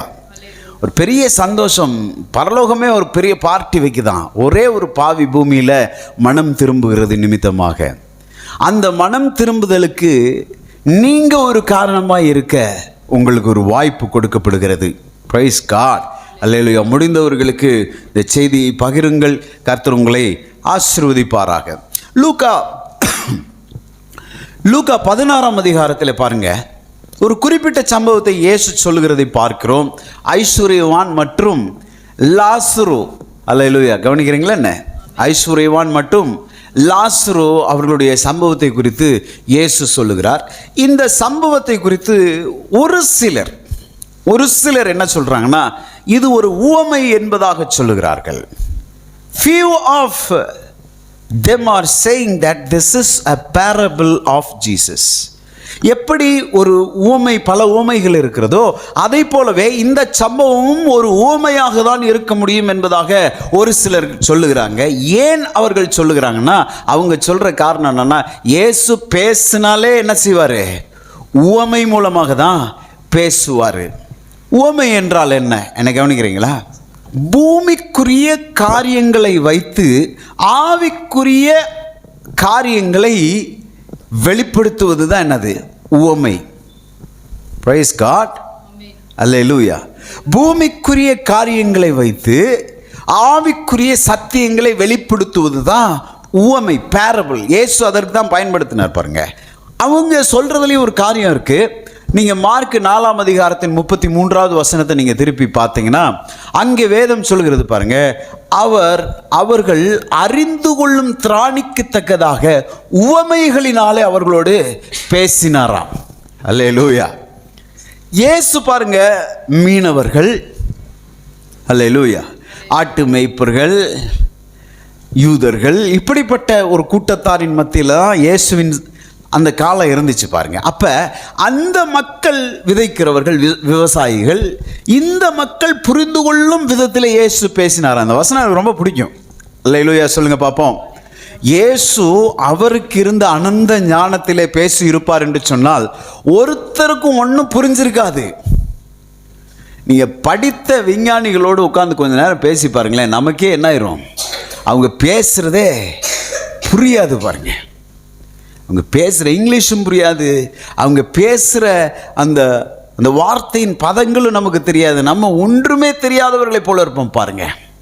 ஆனால் ஞானத்திற்கெல்லாம் ஞானம், அவர்தான் ஞானம் என்று வேதம் சொல்கிறது. அப்படிப்பட்ட இயேசு இந்த பூமியிலே வாழ்ந்த நாட்களிலே, பிரைஸ் காட், அவர்கள் கேட்டறியும் திராணிக்கத்தக்கதாக உவமைகளினாலே அவர்களோடு பேசினாராம். பாருங்க, ஜனங்கள் என்னத்தை புரிஞ்சுக்கணுமோ அப்படி சொல்லி கொடுத்தாராம் இயேசு. எப்படி சொல்லி கொடுத்தார்? எல்லாத்துக்கும் ஒரு எக்ஸாம்பிள், ஒரு உவமையை சொல்றாரு. இந்த பூமிக்குரிய அவங்களுக்கு சம்பந்தமுடைய விதைக்கிறவன்ட்ட போய் விதையை பற்றி பேசுறாரு. அப்ப அவனுக்கு புரியுது. விதையை பற்றி பேசிட்டு பரலோக ராஜ்யம் இப்படி இருக்கும்ன்றாரு, கனெக்ட் பண்றாரு பரலோகத்தை. அல்லேலூயா சொல்லுங்க பாப்போம். Praise God. இப்படி ஒரு சிலர் சொல்றாங்க பாருங்க, இந்த ஐஸ்வர்யவான் லாசருவின் சம்பவமும் ஒரு உவமையாக தான் இருக்கும் என்பதாக சொல்கிறார்கள். காரணம் என்ன? இயேசு பேசினாலே உவமையினால தான் பேசுவார் அப்படின்னு அவங்க சொல்றாங்க. ஆனால் பெரும்பாலானவர்கள் இது உவமை அல்ல, இது ஒரு சம்பவம் என்று தான் சொல்லுகிறார்கள். Many of the people are saying that this is not a parable but instead it is an incident. அல்லேலூயா. ஏதோ ஒரு நடந்த நிகழ்வு என்பதாக அவர்கள் சொல்லுகிறதை பார்க்கிறோம். அல்லேலூயா சொல்லுமா? ஏன்? அதனுடைய முதல் காரணம் என்ன? கவனிங்க. இந்த ஐஸ்வர்யவான் லாசருவின் இந்த சம்பவம் உவமை அல்ல, இது ஒரு நிகழ்வு, நடந்தேறின ஒரு நிகழ்வு என்பது என்று அவர்கள் சொல்வதற்கான முதல் காரணம் என்னன்னா, பிரைஸ் காட், ஹல்லேலூயா, இந்த சம்பவத்திலே இது ஒரு உவமை என்று சொல்லப்படவில்லை. ஆமென். இது உவமை என்று சொல்லி இந்த சம்பவம் ஆரம்பிக்கப்படவில்லை. இதுதான் ஃபர்ஸ்ட் ரீசன். என்ன கவனிக்கணும், நீங்கள் மற்ற உவமைகளை நீங்கள் பார்ப்பீங்கன்னா, உதாரணத்துக்கு லூக்கா 8ஆம் அதிகாரத்தின் 4வது வசனத்திலே நான் வாசிக்கிறேன் பாருங்க, ஒரு சில வசனங்களை நானே வாசிக்கிறேன். சகல பட்டணங்களிலும் இருந்து திரளான ஜனங்கள் அவரிடத்தில் வந்து கூடின போது அவர் உவமையாக சொன்னது. பாருங்க, வசனமே சொல்லும் பாருங்க, இது உவமைதான் அப்படின்னு சொல்லும் பாருங்க. லூக்கா 8ஆம் அதிகாரத்தின் 5வது வசனத்தில் விதைக்கிறவன் ஒருவன் விதையை விதைக்க புறப்பட்டான்னு ஆரம்பிக்கிறாரு. முதல் வசனத்தில் என்ன வாசம்? அவர் உவமையாக சொன்னதுன்னு சொல்லிட்டு விதைக்கிறவன் ஒருவன் விதைக்கிறதற்கு புறப்பட்டான் என்பதாக சொல்கிறார். இந்த வசனத்திலேயே நமக்கு தெரிஞ்சிருச்சு பாருங்க, இது என்னது? உவமைதான். ஏன்? வசனமே சொல்லுகிறது இது உவமை என்று சொல்லுகிறது. அல்லேலூயா. அடுத்து லூக்கா 12ஆம் அதிகாரத்தின் 16வது வசனத்தில் பிரைஸ் காட், அல்லாமலும் ஒரு உவமையை அவர்களுக்கு சொன்னார். ஐஸ்வர்யமுள்ள ஒருவனுடைய நிலம் நன்றாய் விளைந்தது. ரொம்ப நல்லா விளைஞ்ச உடனே அவர் பண்டக சாலையை பெருசாக கட்டி, வாழ்நாளெல்லாம் எனக்கு ஒரு கவலையும் இல்லை, சாக வரைக்கும் நான் நிம்மதியாக இருப்பேன் அப்படின்னு அவன் சொல்கிறான். அதை குறித்து அவர் ஊமையாக சொல்கிறாரு. இந்த ஊமையிலே இந்த வசனம் சொல்லுது பாருங்க, அல்லாமலும் ஒரு ஊமையை அவர்களுக்கு சொன்னார். வசனமே சொல்லுது இது என்னது? உவமைதான். அல்லேலூயா. லூக்கா 13ஆம் அதிகாரத்தின் 6வது வசனத்தை வாசிங்களேன். அப்பொழுது அவர் ஒரு உவமையையும் சொன்னார். ஒருவன் தன் திராட்சை தோட்டத்தில் ஒரு அத்திமரத்தை நட்டிருந்தான். அவன் வந்து அதிலே கனியை தின்ன போது ஒன்றும் காணவில்லை. பாருங்க, வசனத்திலே அவர் சொல்றார் பாருங்க. அப்பொழுது அவர் ஒரு உவமையையும் சொன்னார்.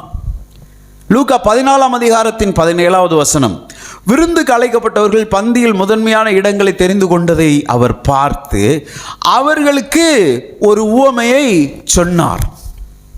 நான் என்ன சொன்னேன்? என்ன கவனிங்க, நான் இப்போ வாசித்த அத்தனை வசனங்களிலும் நீங்கள் பார்க்க முடியும், இது ஒரு உவமை என்பதாக வசனமே சொல்லி இருக்கும். ஆனால் கவனிங்க, ஆனால் இந்த குறிப்பிட்ட வசனம் மட்டும் எப்படி ஆரம்பிக்குதுன்னா, ஐஸ்வர்யம் உள்ள ஒரு மனுஷன் இருந்தான் அப்படின்னு ஏதோ ஒரு சம்பவத்தை, நடந்து முடிந்த ஒரு சம்பவத்தை போல இது சொல்லும். இது ஒரு உவமையா இல்லையா என்பதை இந்த வசனம் சொல்ல கிடையாது. அதனால பலருடைய கருத்து என்னன்னா, இது உவமை கிடையாது, ஏதோ நடந்த ஒரு நிகழ்வை இயேசு பேசுகிறார் என்பதாக அவங்க சொல்றாங்க. அவர்கள் நமக்கு தருகிற இரண்டாவது காரணம் என்னவென்று சொன்னால், பிரைஸ் காட், ஹல்லேலூயா, ஐஸ்வர்யவான் லாசரு என்னும் இந்த வசன பகுதியிலே வருகிற இந்த சம்பவத்தில் பெயர் குறிப்பிடப்பட்டிருக்கிறது. ஐஸ்வர்யவானுக்கு பெயர் சொல்ல, ஐஸ்வர்யவான்னே போட்டிருக்கு. அல்லேலூயா. ஆனால் அந்த தரித்திரன், அவனுக்கு பேர் என்னன்னு போட்டிருக்கு? லாசருன்னு சொல்லியிருக்கு பாருங்க. இந்த ஐஸ்வர்யவானுக்கு கூட நீங்கள் போய் கூகுளில் நீங்கள் தேடி பார்த்தீங்கன்னா அவனுக்கு ஒரு பேர் கொடுக்குறது, டேவிஸாக என்னமோ ஒரு பேர் அவனுக்கு கொடுத்துருக்காங்க. அவன் பேர் டேவிஸ், விக்கட் ரிச்மேன் அப்படின்னு சொல்கிறாங்க. ஆனால் அது வேதத்தில் பதிவு இல்லாததுனால அதை நாங்கள் உங்கள் மத்தியில் அதை நாங்கள் சொல்ல விரும்பலை. அல்லேலூயா. ஆனால் இந்த லாசருவுக்கு ஒரு பேர் இருக்கு பாருங்க. அல்லேலூயா. மற்ற ஊமைகளிலே இயேசு சொல்லும்போது விதைக்கிறவன் ஒருவன் புறப்பட்டான். விதைக்கிறதற்கு அலெக்சாண்டர் புறப்பட்டான் ஒரு பேர் சொல்லியிருக்க மாட்டாரு. ஐஸ்வர்யம் உள்ள ஒரு விவசாயி இருந்தான், அவன் பேரு ராபர்ட்னு சொல்ல கிடையாது. கவனிக்கிறீங்களா என்ன? ஆண்டவர் ஊமையை சொல்லும்போது எந்த மனுஷனுக்கும் பேர் வச்சு சொல்லலை. விதைக்கிறவன் ஒருவன் புறப்பட்டான், ஐஸ்வர்யம் உள்ள ஒருவனுடைய நிலம் என்று சொல்லுகிறார். அல்லேலூயா. இப்படிதான் சொல்லப்படுகிறது. ஆனால் இந்த குறிப்பிட்ட சம்பவத்தில் மட்டும்தான் அந்த தரித்திரனின் பேர் லாசரு என்று அவர் சொல்லுகிறதை பார்க்கிறோம். அதனால அவங்க சொல்றாங்க, இது நிச்சயமா என்னவா இருக்கவே முடியாது, ஒரு உவமையாக இருக்க முடியாது, இது நடந்த ஒரு நிகழ்வு என்பதாக அவர்கள் சொல்லுகிறார். மூன்றாவது பாருங்க, இது ஏன் உவமை இல்லை, இது ஒரு நிகழ்வு என்று அவர்கள் சொல்லுகிறார்கள் என்று சொன்னால், மற்ற உவமைகள் நான் ஏற்கனவே சொன்னேன் இல்லையா, the parable is the presentation of a spiritual truth using an earthly illustrations. பூமிக்குரிய உதாரணங்களை பயன்படுத்தி ஆவிக்குரிய சத்தியங்களை வெளிப்படுத்துவதற்கு பேர் தான் என்னது? உவமை. நான் ஒரு சொல்றேன், உவமை என்னது? பூமிக்குரிய உதாரணங்களை பயன்படுத்தி ஆவிக்குரிய சத்தியங்களை வெளிப்படுத்துவது தான் என்னது? உவமை. அல்லேலூயா. ஆனால் இந்த ஐஸ்வர்யவான் லாசரு சம்பவத்தில் பாருங்க, எந்த பூமிக்குரிய காரியங்களையும் இவர்கள் பயன்படுத்தினதாக பார்க்க முடியாது. அதில் இருக்கக்கூடிய ஆவிக்குரிய சத்தியங்களை விளக்குவதற்காக இந்த பூமிக்குரிய ஏதோ ஒன்றை எடுத்து உதாரணம் காட்டி இப்படி தான் பரலோக ராஜ்யம் இருக்கும், நரகம் இருக்கும் என்பதாக அவர்கள் சொன்னதாக பார்க்க முடியாது. நேரடியாக ஆவிக்குரிய சத்தியம் தான் சொல்லியிருப்பார். Jesus didn't use any metaphors to explain the spiritual meanings in the scriptural passage. இந்த வசன பகுதியிலே பூமிக்குரிய எந்த உவமானத்தையும் உதாரணத்தையும் அவர் பயன்படுத்தி ஆவிக்குரிய ரகசியங்களை சொல்லாம டைரக்டான ரெவலேஷன். ஒரு மனுஷன் இருந்தான், அல்லேலூயா, அவன் ஐஸ்வர்யவான், வேறொருவன் இருந்தான், அவன் தரித்திரன் அப்படின்னு ஆரம்பிச்சுட்டு போறாரு பாருங்க. இருவரும் மறிக்கிறாங்க, போயிட்டாங்க. அங்கே நடந்த நிகழ்வுகளை நேரடியாக. அப்போ 3 காரியங்களை சொன்னேன் இல்லையா? இது உவமை இல்லை, இது நிகழ்வுதான் என்பதற்கான 3 உதாரணங்கள். என்ன உதாரணம்? முதலாவது என்ன உதாரணம் சொன்னேன்? இது உவமை என்று இந்த வசன பகுதியிலே போடலை. இரண்டாவது, இந்த வசன பகுதியில் இருக்கக்கூடிய நபருடைய பெயர் குறிப்பிடப்பட்டு இருக்கிறது, வேற எங்கேயுமே குறிப்பிடப்படலை. மூன்றாவது, இந்த வசன பகுதியிலே ஆவிக்குரிய சத்தியங்களை வெளிப்படுத்துவதற்கு, விளக்கி சொல்வதற்கு பூமிக்குரிய உதாரணங்கள் சுட்டி காண்பிக்கப்படவில்லை, நேரடியாகவே ஆவிக்குரிய சத்தியங்கள் சொல்லப்படுகிறதாக பார்க்கிறோம். அதனால் நம்ம ஒரு முடிவுக்கு வரோம். என்ன முடிவுக்கு வரோம்? இது ஒரு நிகழ்வுதான், உவமை கிடையாது என்கின்ற ஒரு முடிவுக்கு வருகிறோம். அல்லேலூயா சொல்லுங்க பார்ப்போம். லூக்கா 16ஆம் அதிகாரத்தின் 19வது வசனத்திலே நாம் வாசிக்கிறோம், ஐஸ்வர்யமுள்ள ஒரு மனுஷன் இருந்தான். அவன் இரத்தாம்பரமும் விலையேற பெற்ற வஸ்திரமும் தரித்து அனுதினமும் சம்பிரமமாய் வாழ்ந்து கொண்டிருந்தான். அல்லேலூயா.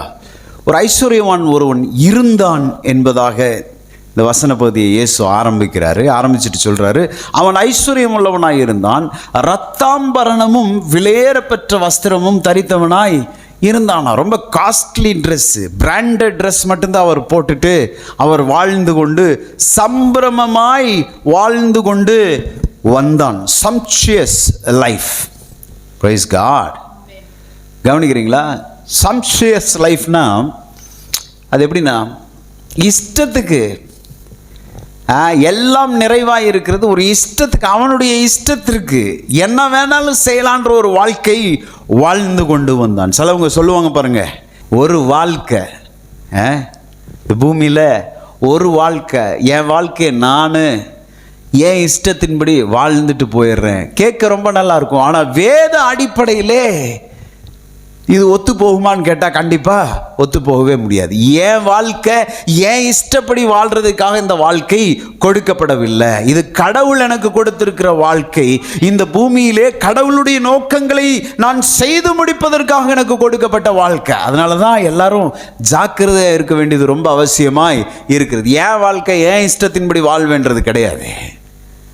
வேதம் அப்படி நமக்கு சொல்லலை. ஆனால் இந்த ஐஸ்வர்யவானை குறித்து வேதம் சொல்லும்போது சம்பிரமமாய் வாழ்ந்து கொண்டு வந்தாலாம். Anyhow life style. எல்லாரும் சொல்லுங்க பாப்போம், எனிஹவ் லைஃப் ஸ்டைல், எப்படி வேணாலும் வாழலாம். அல்லேலூயா. 20வது வசனத்துக்கு போவோம். லாசரு என்னும் பேர் கொண்ட ஒரு தரித்திரனும் இருந்தான். கவனிங்க, இதை தான் சொன்னேன் பாருங்க. பெயர் குறிப்பிட்டு அவர் சொல்றாரு, லாசரு அவன் பேரு அப்படின்றாரு. அவன் ஒருவன் இருந்தான் அப்படின்னு சொல்லுகிறார். ஆமென்.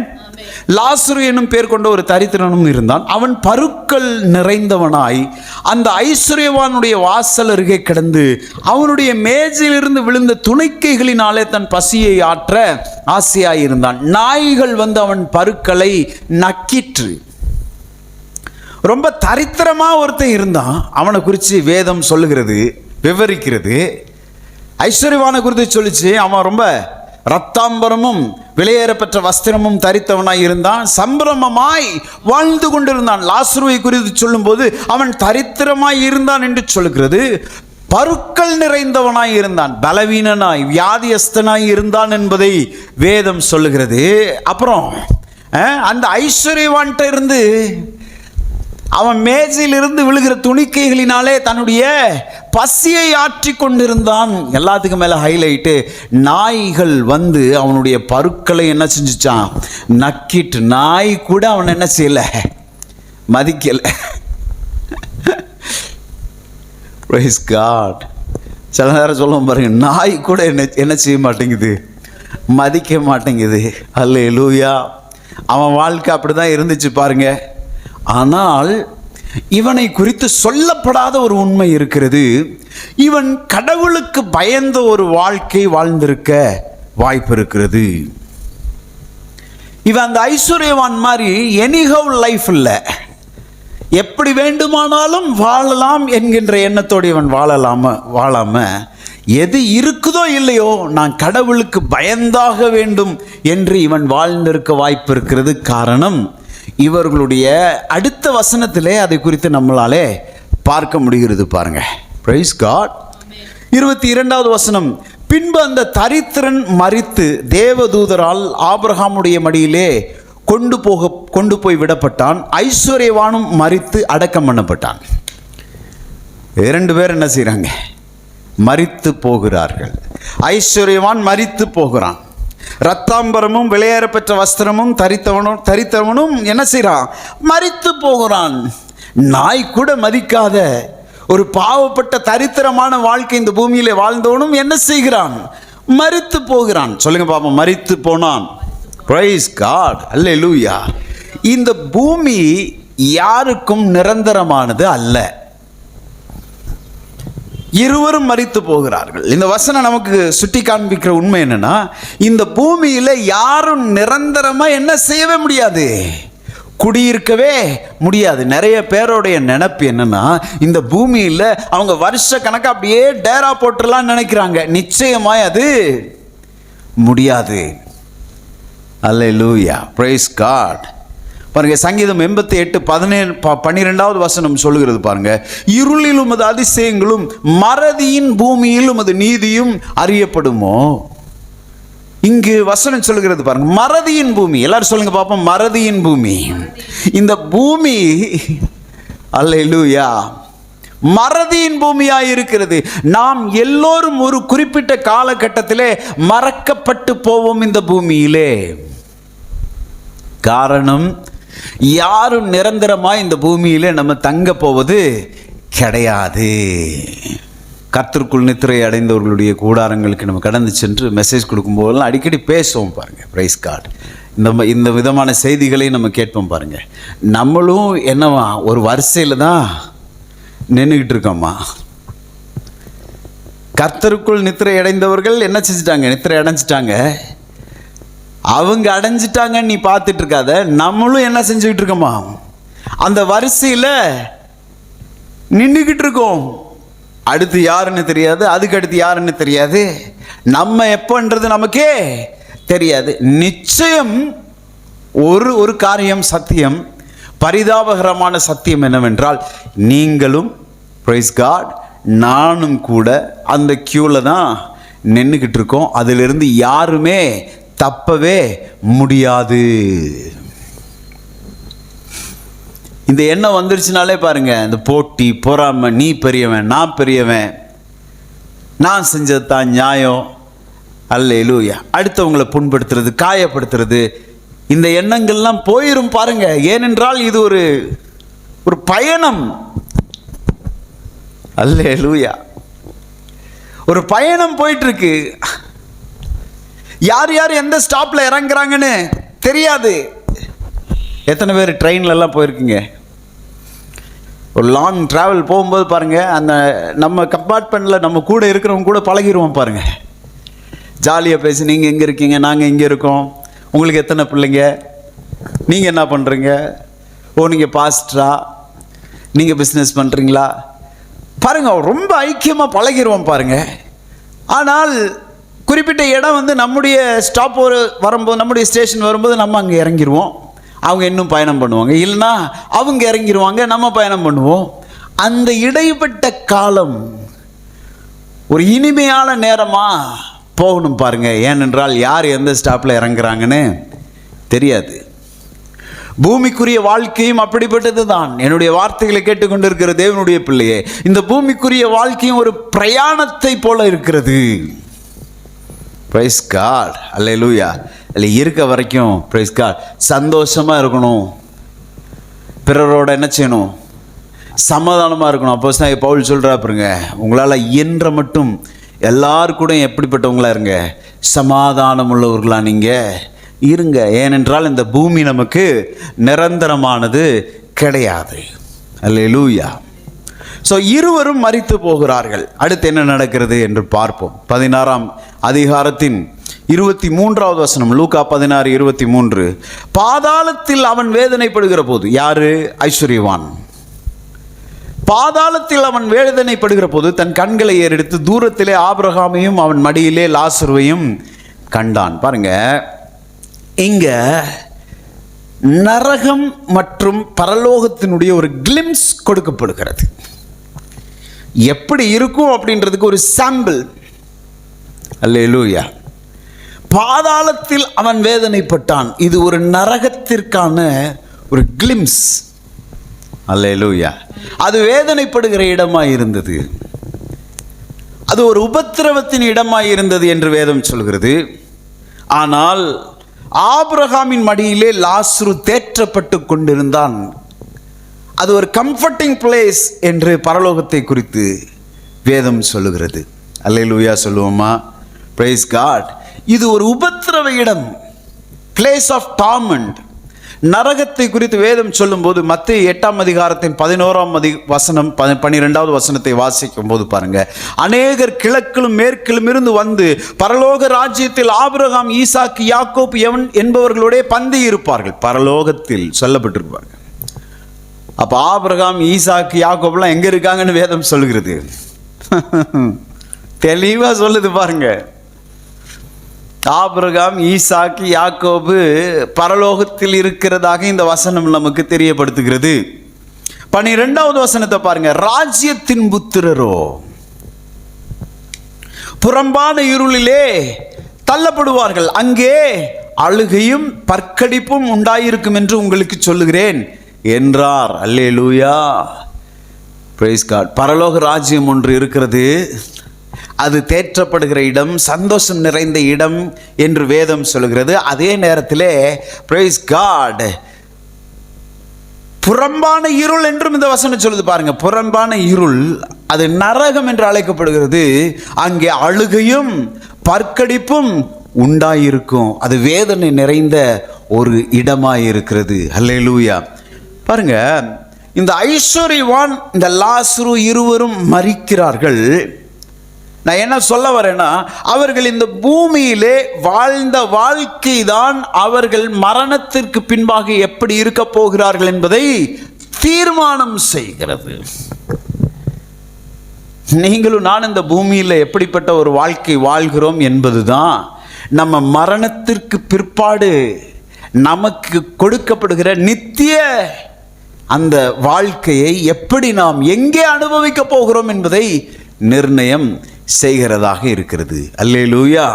Price God. பாருங்க, அங்க போய் விசுவாசிக்க ஆரம்பிக்கிறான். அல்லேலூயா. என்னை கவனிக்கிறீங்களா? என்ன, அவன் மரித்துட்டான். பூமியிலே அவன் இருந்தபோது விலையேறப்பெற்ற வஸ்திரம், ரத்தாம்பரம் எல்லாம் தரித்தவனாக இருந்தான் பாருங்க. அப்ப அந்த விசுவாசம் வரல.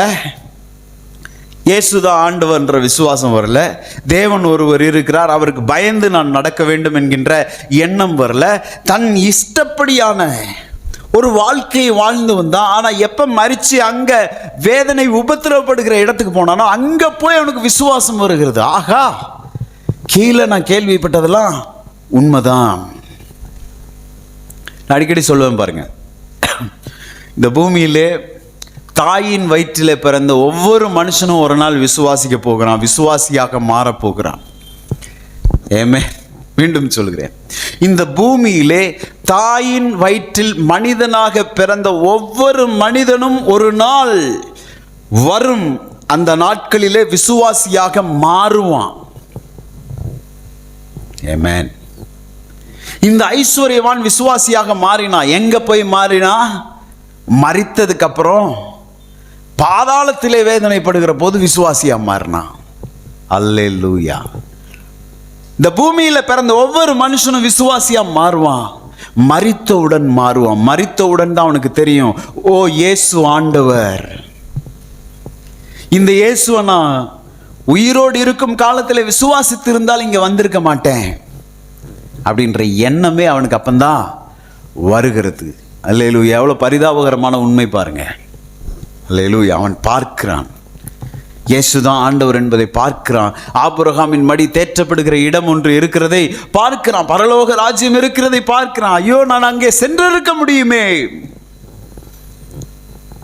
இந்த இயேசுவுக்கு நான் செவி கொடுத்திருந்தால், இந்த இயேசுவை என் ஆண்டவராக நான் ஏற்றுக்கொண்டிருந்தால் நான் இங்கே வந்திருக்க வேண்டிய அவசியம் இல்லையே என்கின்ற உணர்வு அவனுக்குள்ளே வருகிறது.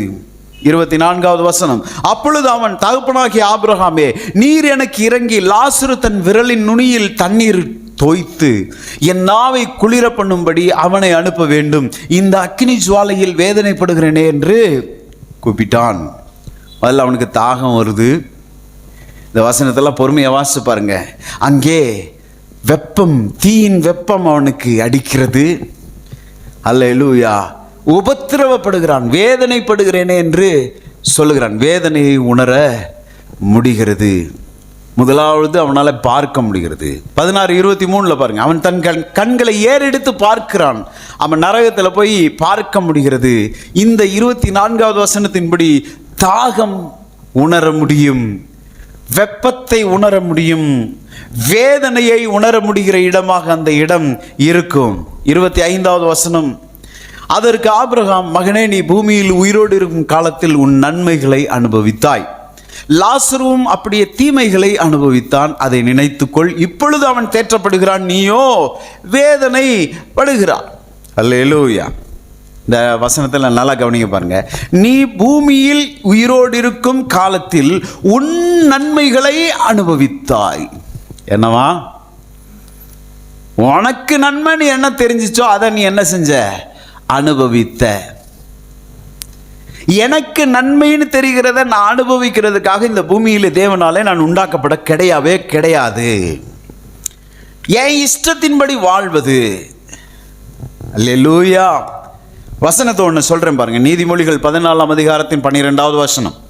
நீதிமொழிகள் 14:12, மனுஷனுக்கு செம்மையாய் தோன்றுகிற வழி உண்டு, அதன் முடிவோ மரண வழிகள். மனுஷனுக்கு செம்மையா தோன்றுகிறதுக்கு ஒரு வழி இருக்கான். அந்த வழிக்குள்ள முடிவு எப்படிப்பட்டதா இருக்கிறதா? மரணத்தின் வழியாய் இருக்கிறது. அல்லேலூயா. Praise God. அல்லேலூயா. 26வது வசனத்துக்கு போவோம். அதுவும் அல்லாமல் இவ்விடத்திலிருந்து உங்களிடத்திற்கு கடந்து போகவும் அவ்விடத்திலிருந்து எங்களிடத்தில் கடந்து வரும் மனதுள்ளவர்களுக்கு கூடாதபடி எங்களுக்கும் உங்களுக்கும் நடுவே பெரும் பிளப்பு உண்டாக்கப்பட்டு இருக்கிறது. அல்லேலூயா. கவனிங்க, பெரிய ஒரு பிளவு இருக்கிறது. நரகத்திலிருந்து யாரும் என்ன செய்ய முடியாது? பரலோகத்திற்கு பாஸ் ஆக முடியாது. ஒரு விசை நரகம் போயிட்டா பரலோகத்துக்கு அங்கிருந்து போக முடியாது. அப்ப எங்க பரலோகம் போகணுன்றதை தீர்மானம் செய்யணும்னா, நான் பூமியில இருக்கும்போது, எனக்கு உயிர் இருக்கும்போது நான் இதை என்ன செய்யணும்? தீர்மானம் செய்ய வேண்டும். அல்லேலூயா சொல்லுவோமா? 27வது வசனம், அப்பொழுது அவன், அப்படியானால் தகப்பனே, எனக்கு 5 பேர் சகோதரர் உண்டு, அவர்களும் வேதனையுள்ள இந்த இடத்திற்கு வராதபடி அவன் போய் அவர்களுக்கு சாட்சியாக அறிவிக்கும் பொருட்டு நீர் அவனை என் தகப்பன் வீட்டுக்கு அனுப்பும்படி உம்மை வேண்டிக் கொள்கிறேன் என்றான். கவனிங்க, உயிரா இருக்கும்போது கையில் காசு பணம் இருக்கும்போது ரத்தாம்பரமும் விலையேற பெற்ற வஸ்திரமும் தரிக்கும் போது இதெல்லாம் நல்லது, இதெல்லாம் கெட்டதுன்னு நான் சொல்லலை. கர்த்தர் உங்களுக்கு கொடுப்பாருன்னா ரத்தாம்பரம் யூஸ் பண்ணுங்க, விலையேற பெற்ற வஸ்திரங்களை யூஸ் பண்ணுறதுல தவறு ஒன்றும் கிடையாது. ஆனால் கொஞ்சமாவது கூட பிறந்தவங்க அப்பா அம்மா நம்மை சுற்றி இருக்கிறவங்கள நினைவு கூற வேண்டும். அல்லேலூயா. இவனுக்கு பூமியில இல்லாத அக்கறை வேதனைப்படுகிற அந்த இடத்துக்கு போனவன வந்துருச்சு பாருங்க. அங்க போய் அவன் சொல்றான், ஆகா நான் இங்க வந்து மாட்டினது மாதிரி அவங்களும் வந்து மாட்டிக்க கூடாது. தயவு செஞ்சு லாசருவை அனுப்பி வைங்க. நான் வந்த இடத்துக்கு என் கூட பிறந்தவர்கள் வந்துடக்கூடாது, என் அப்பா அம்மா வந்துடக்கூடாது, என் உறவினர்கள் வந்துடக்கூடாது, என் நண்பர்கள் வந்துடக்கூடாது என்ற அக்கறை எங்க வச்சு வருது பாருங்க. வேதனைப்படுகிற இடத்துக்கு போன ஒன்று தான் வருகிறது. நான் ஒன்றை சொல்லட்டுமா? விசுவாசமும் இவனுக்கு வந்துருச்சு. எங்கே போய் வந்துச்சுன்னா, இவன் செத்து வேதனைப்படுகிற இடத்திற்கு போனதுக்கப்புறம் வந்துச்சு. அக்கறை வந்துச்சு. Praise God. தன்னை சுற்றி இருக்கிறவர்கள் மேலே, பிறப்புகள் மேலே அக்கறை வந்துச்சு. எங்கே வந்துச்சு? மரித்து பாதாளம் சென்ற உடனே அக்கறை வந்துருச்சு. ஆனால் மரித்த பிற்பாடு, அவன் பாதாளம் சென்ற பிற்பாடு அவனுக்கு வந்த விசுவாசத்தினாலே அவனுக்கு எந்த பயனும் இல்லை. அவன் மரித்த பிறகு, அவன் பாதாளத்தில் இருக்கும்போது பிறர் மீது அவனுக்கு வந்த அக்கறையினாலே அவனுக்கும் பயனில்லை, அவனை சுற்றி இருக்கிறவர்களுக்கும் பயனில்லை. ஒரு மனுஷன் பூமியிலே உயிரோடு இருக்கும்போது இயேசு ஆண்டவர் என்பதை விசுவாசிக்கணும். அந்த மனுஷனுடைய சுவாசம் நின்ற பிறகு இயேசு ஆண்டவர் என்பதை விசுவாசிப்பதனாலே அவனுக்கு எந்த பயனுமே இல்லை. நான் சொல்லட்டுமா, மிகப்பெரிய திரைப்பட நடிகர்களாயிருக்கட்டும், பிரபலமான பிரைஸ் காட் பிரபலமானவர்கள் மரிக்கும் போது என்னுடைய மனைவியிடம் நான் சொல்லுவேன் பாருங்க, இப்போ இவங்க இயேசு தான் ஆண்டவர்னு விசுவாசிச்சிருப்பாங்க. ஒரு பிரபலமான ஒரு தமிழ் நடிகர் ஒருவர், ரொம்ப நல்ல நன்மை செய்யக்கூடிய ஒரு மனிதர்னு எல்லாராலும் போற்றப்படுகிறவர், அவர் மரித்தவுடன் என்னுடைய மனைவிட்டு சொன்னேன், இப்போ இந்த சகோதரர் இயேசு தான் ஆண்டவர்னு விசுவாசிச்சிருப்பார். அங்கே போய் பார்த்துருப்பாரு, ஆஹா பூமியில் ஒரு கூட்டம் சொல்லிட்டு இருந்துச்சே, அல்லேலூயா உண்மைதான் இயேசு தான் ஆண்டவர் அப்படின்னு விசுவாசிச்சிருப்பாரு. ஆனால் அந்த விசுவாசத்தினாலே அவருக்கு ஒரு பயனும் கிடைத்திருக்காது. அல்லேலூயா சொல்லுவோமா? Praise God. பாருங்க, அதற்கு ஆபிரகாம் லாசருவை, அந்த ஐஸ்வர்யவானை நோக்கி சொல்றார் பாருங்க, 29வது வசனம்.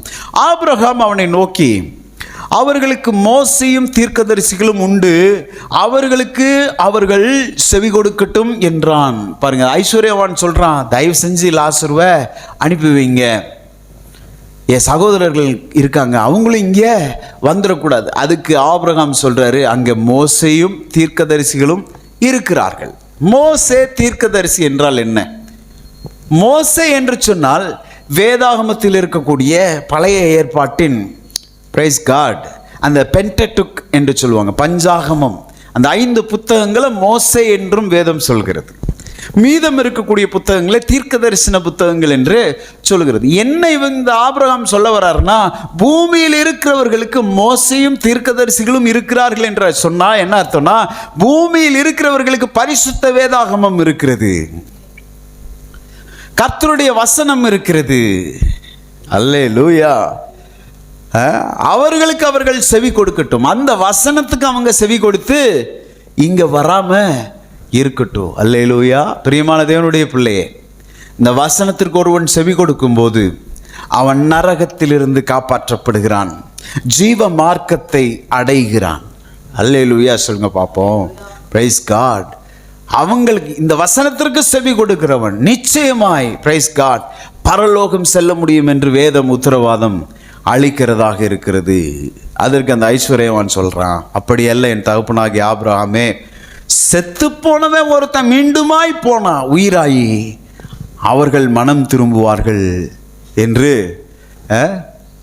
இந்த ஐஸ்வர்யவான் சொல்கிறான். அதற்கு ஆபிரகாம் மீண்டும் சொல்கிறார் பாருங்க, ஒருவன் மோசேக்கும் தீர்க்கதரிசிகளுக்கும் செவி கொடுக்காவிட்டால் மரித்தோரிலிருந்து ஒருவன் எழுந்து போனாலும் நம்ப மாட்டார்கள் என்று சொன்னான். பாருங்க, எழுதப்பட்ட வேத வசனத்திற்கு ஒருத்தன் கீழ்ப்படியலைன்னா செத்தவன் ஒருத்தன் மீண்டுமாய் பூமியிலே வந்து உதித்து அவன் சொன்னாலும் அவங்க என்ன செய்ய மாட்டானா, நம்ப மாட்டார்கள் என்பதாக சொல்லுகிறதை பார்க்கிறோம். அல்லேலூயா, பிரைஸ் காட். இங்கே பாருங்க, சூழ்நிலையை கவனிங்க.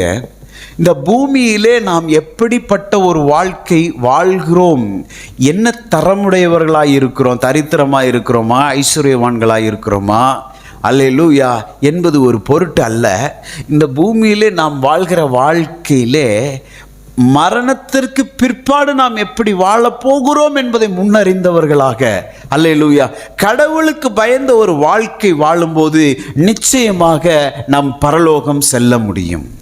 இந்த ஐஸ்வர்யவான் சம்பவத்தில் பார்க்கிறோம் பாருங்க, நரகத்திற்கு போன உடனே தான் உணர்வு வருகிறது. நரகத்துக்கு போனா பிரைஸ் காட், அங்கே போய் தான் இயேசு ஆண்டவர் என்பது தெரிய வருகிறது. அவன் விசுவாசியாக மாறுகிறான். இந்த பூமியில் இருக்கக்கூடிய யாரும் அங்கே வரக்கூடாதுன்னு நினைக்கிறான். அல்லேலூயா சொல்லுவோமா?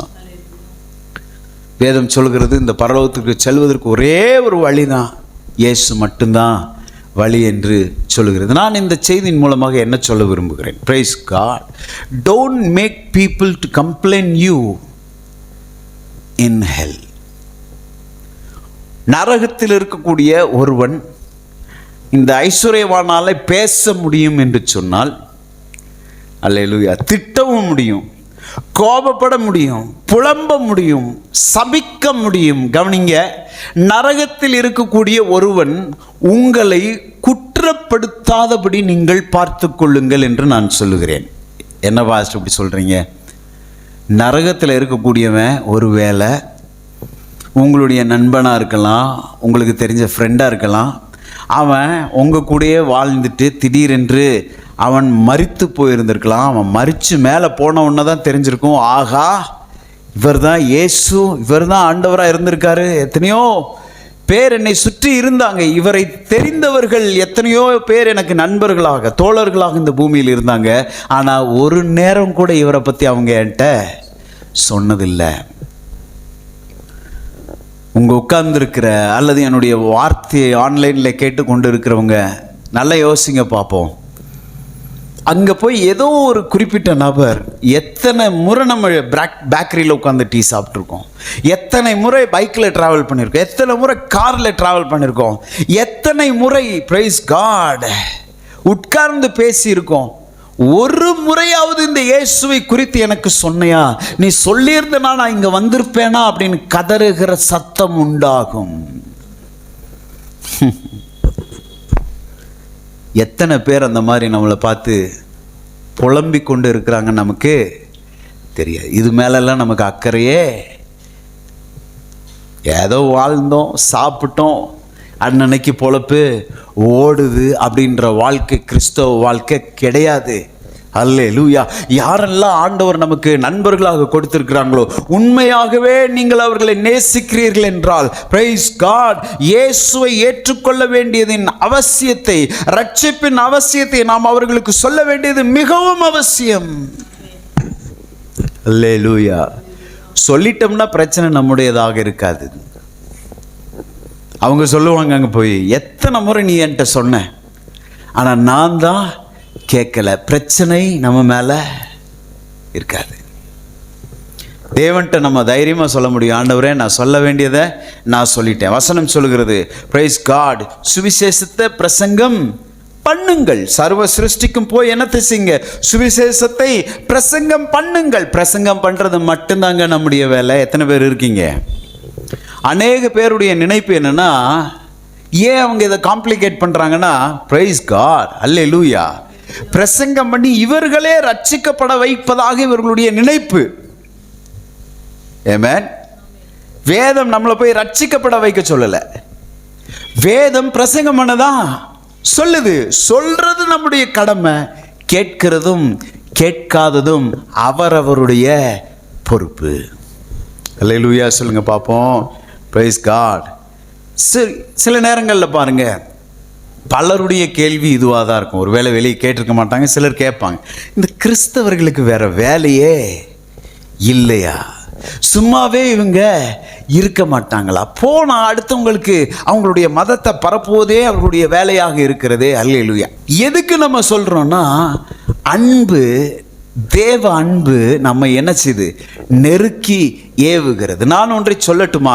இந்த பூமியிலே உங்களுக்கு மிகப்பெரிய துரோகி என்று அழைக்கப்படுகிறவர்கள் கூட, மிகப்பெரிய எதிரி, உங்க வாழ்க்கையவே கெடுத்த ஒரு நபராக இருந்தாலும் கூட, அந்த நபர் இந்த கொடூரமான நரகத்துக்கு போகக்கூடாது. ஏனென்றால் நரகம் மிகவும் கொடூரமானது என்று வேதம் சொல்லுகிறது. அல்லேலூயா சொல்லுவோமா? எனவே சுவிசேஷத்தை பிரசங்கிக்க வேண்டியது நமக்கு தேவன் கொடுத்திருக்கிற கடமையாயிருக்கிறது. சொல்றது நம்ம வேலை, கவனிங்க, சொல்றது ஏன் வேலை, ரட்சிக்கிறது கர்த்தருடைய வேலை. என் வேலையை நான் செஞ்சா ஆண்டவர் அவருடைய வேலையை செய்வார். அல்லேலூயா. ஒவ்வொரு முறையும் காலையில் பிரைஸ் காட் வெளியே செல்லும்போது கேட்கணும், ஆண்டவர் எனக்கு ஒரு சந்தர்ப்பம் கொடுங்க, உங்கள் அன்பை நான் அடுத்தவங்களுக்கு சொல்கிறதுக்கு, இயேசு ஆண்டவர்னு சொல்கிறதுக்கு, ரட்சிப்பினுடைய முக்கியத்துவத்தை சொல்லுவதற்கு எனக்கு ஒரு சந்தர்ப்பத்தை கொடுங்க ஆண்டவரேன்னு சொன்னீங்கன்னா, ஆண்டவர் நிச்சயமாய் சந்தர்ப்பத்தை ஏற்படுத்துவார். ஏங்க ஒரு சிலரால் மட்டும் ஆத்தும ஆதாயம் செய்ய முடிகிறது? ஏன் எல்லாராலையும் செய்ய முடிகிறது இல்லை? தாகம் உள்ளவனுக்கு தான் என்ன கிடைக்கும்? தாகம் உள்ளவன் மேல் தண்ணீரை யாரெல்லாம் கேட்குறோமோ, ஆண்டவரே எனக்கு இன்னைக்கு ஒரு சந்தர்ப்பம் கொடுங்க, உங்கள் அன்பை, கல்வாரி சிலுவையில் மனுஷனுக்காக என்ன செய்யப்பட்டது என்பதை சொல்ல, இயேசு யாருன்னு சொல்ல, ரட்சிப்பு என்னன்னு சொல்ல எனக்கு ஒரு சான்ஸ் கொடுங்க, ஒரு சந்தர்ப்பம் கொடுங்க, யாரையாவது குறுக்க வர வைங்க, நான் கிராஸ் பண்ணணும், அப்போ அவங்களுக்கு அதை பற்றி சொல்லணும் அப்படின்னு நீங்கள் கேட்டிங்கன்னா, ஆண்டவர் ஏற்ற சந்தர்ப்பத்தை நமக்கு கொடுப்பாரு. அல்லேலூயா சொல்லுவோமா? நான் சொல்கிறேன், மீண்டும் சொல்கிறேன், நம்முடைய பரம எதிரி கூட இந்த கொடூரமான நரகத்துக்கு அவன் போகக்கூடாது. அதுக்கு ரட்சிப்பு மிகவும் அவசியமாய் இருக்கிறது. அல்லேலூயா சொல்லுவோம். எத்தனை பேருக்கு புரிஞ்சிச்சு? Praise God. எபேசியர் 2ஆம் அதிகாரத்தின் 8வது வசனத்திற்கு நேராக வேதத்தை திருப்புவோம். வசனம் சொல்கிறது, கிருபையினாலே விசுவாசத்தை கொண்டு ரட்சிக்கப்பட்டீர்கள், இது உங்களால் உண்டானது அல்ல, இது தேவனுடைய ஈவு. எல்லாரும் சொல்லுங்க, ஈவு. இது கிஃப்ட். ரட்சிப்பு என்பது என்னது? ஒரு கிஃப்டா இருக்குதான்.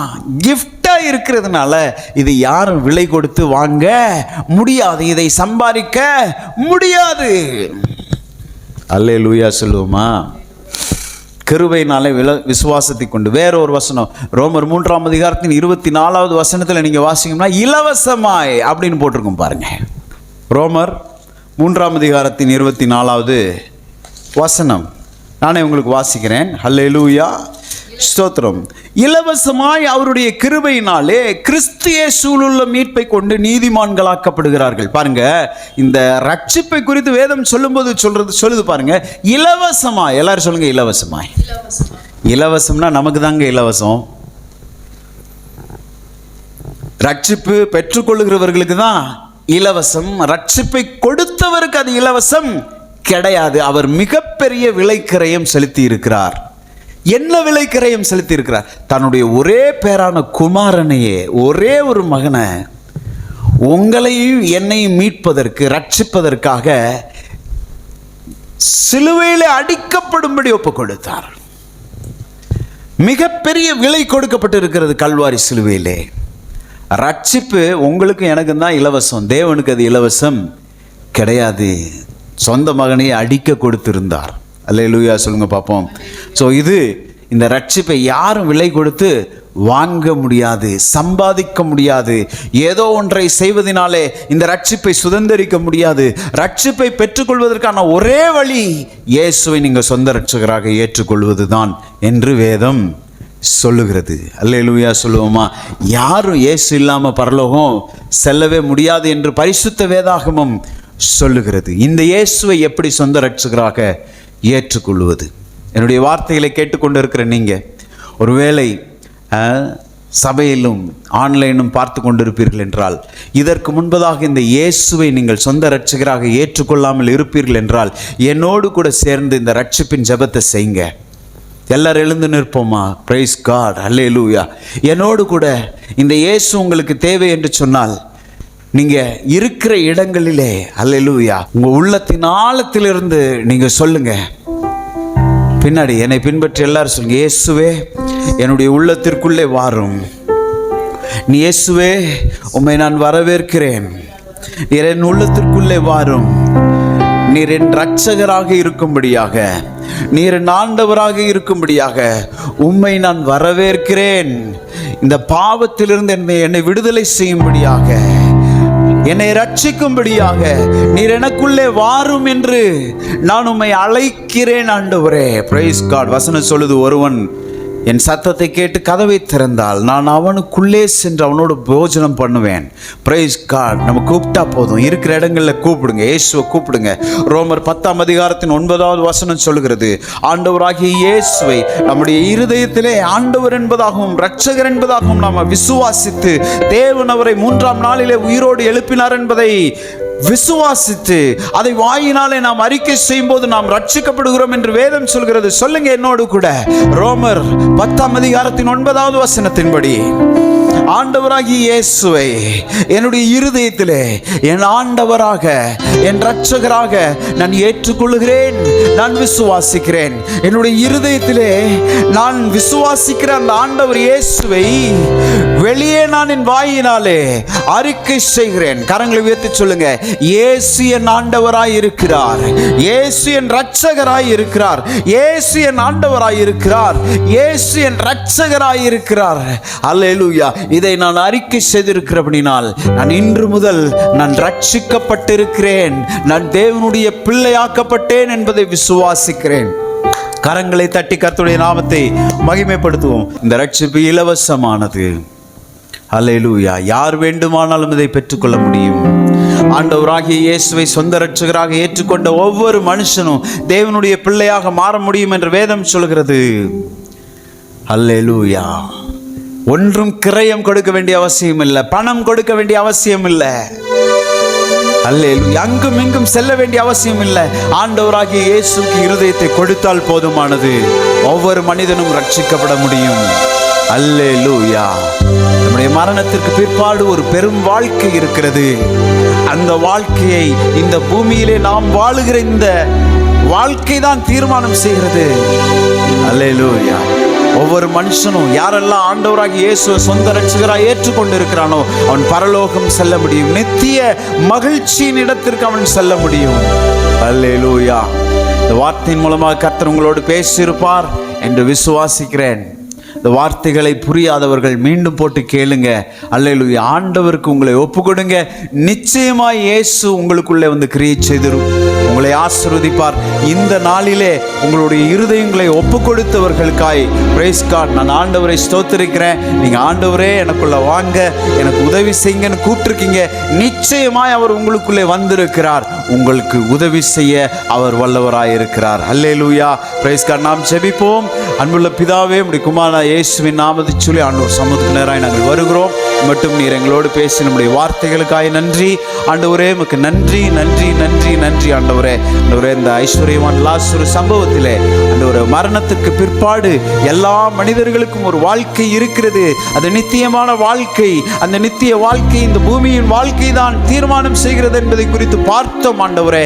நீங்க கொடுத்திருக்கின்ற ஒரு வாழ்க்கையை எங்க இஷ்டத்திற்கு சம்பிரமமாய் வாழ்வதற்கு அல்ல ஆண்டவரே.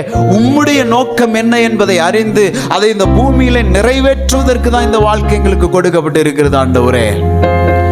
நாங்கள் பரலோகம் செல்வது மட்டுமல்ல, நரகத்துக்கு செல்லுகிறவர்களை அல்லேலூயா பரலோகத்திற்கு செல்லும்படியாக வழிகாட்டுவதற்காக நீர் எங்களை இந்த பூமியிலே வைத்திருக்கிறீர் ஆண்டவரே. ஒருபோதும் இனி எங்கள் நிமித்தமா ஆண்டவரே இந்த நரகத்தில் சத்தம் கேட்கக்கூடாது. எங்க மேல குற்றம் சாட்டப்படுகிற வார்த்தைகள் வரக்கூடாது. எங்களுடைய சந்தர்ப்பங்களை நாங்கள் பயன்படுத்தி ஆண்டவரே எங்களுடைய நண்பர்களுக்கு இயேசுவின் அன்பை சொல்ல எங்களுக்கு உதவி செய்வீராக என்று நாங்கள் சொல்லுகிறோம். நாளை ஆசீர்வதித்து தந்தீங்க, நன்றி. இந்த நாளில் இந்த செய்தியின் மூலமாக உங்களுக்கு இருதயத்தை ஒப்பு கொடுத்த எல்லாருக்காகவும் நான் ஸ்தோத்திரிக்கிறேன். பரலோகத்திலே அவர்கள் நிமித்தமாக மிகுந்த சந்தோஷம் உண்டாயிருக்கும் என்று நான் விசுவாசிக்கிறேன்ப்பா. நன்றி தகப்பன், நன்றி தகப்பனே. பரலோகத்தில் ஒரு ஸ்டாண்டிங் ஓவேஷன் இருந்திருக்கும் என்று நான் விசுவாசிக்கிறேன். ஆண்டவரே, கர்த்தர் நீர் அப்படியே செய்கிற அப்படினால் நன்றி. ஒவ்வொரு பிள்ளைகளையும் ஆசீர்வதிங்க, சபைக்கு வந்து ஒவ்வொருவரையும் ஆசீர்வதிங்க. இந்த ஊழியத்தோடு தொடர்பு இருக்கக்கூடிய ஒவ்வொருவரையும் கர்த்தர் ஆசீர்வதிக்கும்படியாய் நாங்கள் ஜெபிக்கிறோம். ஆண்டவரே, ஸ்தோத்திரம் ஸ்தோத்திரம் ஸ்தோத்திரம் ஸ்தோத்திரம். ஒவ்வொருவரையும் ஆசீர்வதிங்க. இந்த வாரம் முழுக்க ஆண்டவர் நடத்துங்க. மீண்டுமாய் அடுத்த வாரத்திலே நாங்கள் ஒன்று சேர்ந்து உம்முடைய நல்ல நாமத்தை துதிக்க உயர்த்த ஆண்டவர் கிருபை பாராட்டும்படியாய் நாங்கள் ஜெபிக்கிறோம். ஸ்தோத்திரம். எங்களை தாழ்த்துகிறோம், உம்மை உயர்த்துகிறோம். இயேசுவின் நாமத்தில் ஜெபிக்கிறோம் எங்கள் நல்ல பிதாவே, ஆமென். என் ஆத்துமாவே கர்த்தரை ஸ்தோத்திரி, என் முழு உள்ளமே அவருடைய பரிசுத்த நாமத்தை ஸ்தோத்திரி. என் ஆத்துமாவே கர்த்தரை ஸ்தோத்திரி, அவர் செய்த சகல உபகாரங்களை மறவாதே. ஆமென். நம்முடைய கர்த்தராகிய இயேசு கிறிஸ்துவின் கிருபையும் பிதாவாகிய தேவனுடைய அன்பும் பரிசுத்த ஆவியானவருடைய அந்யோன்யம், ஐக்கியம், பாதுகாப்பு, பராமரிப்பு இன்றும் என்றும் சதா காலங்களிலும் கர்த்தராகிய இயேசு கிறிஸ்து வரும் வரை இருப்பதாக. ஆமென், ஆமென், ஆமென். God bless you all. See you next week. Bye bye.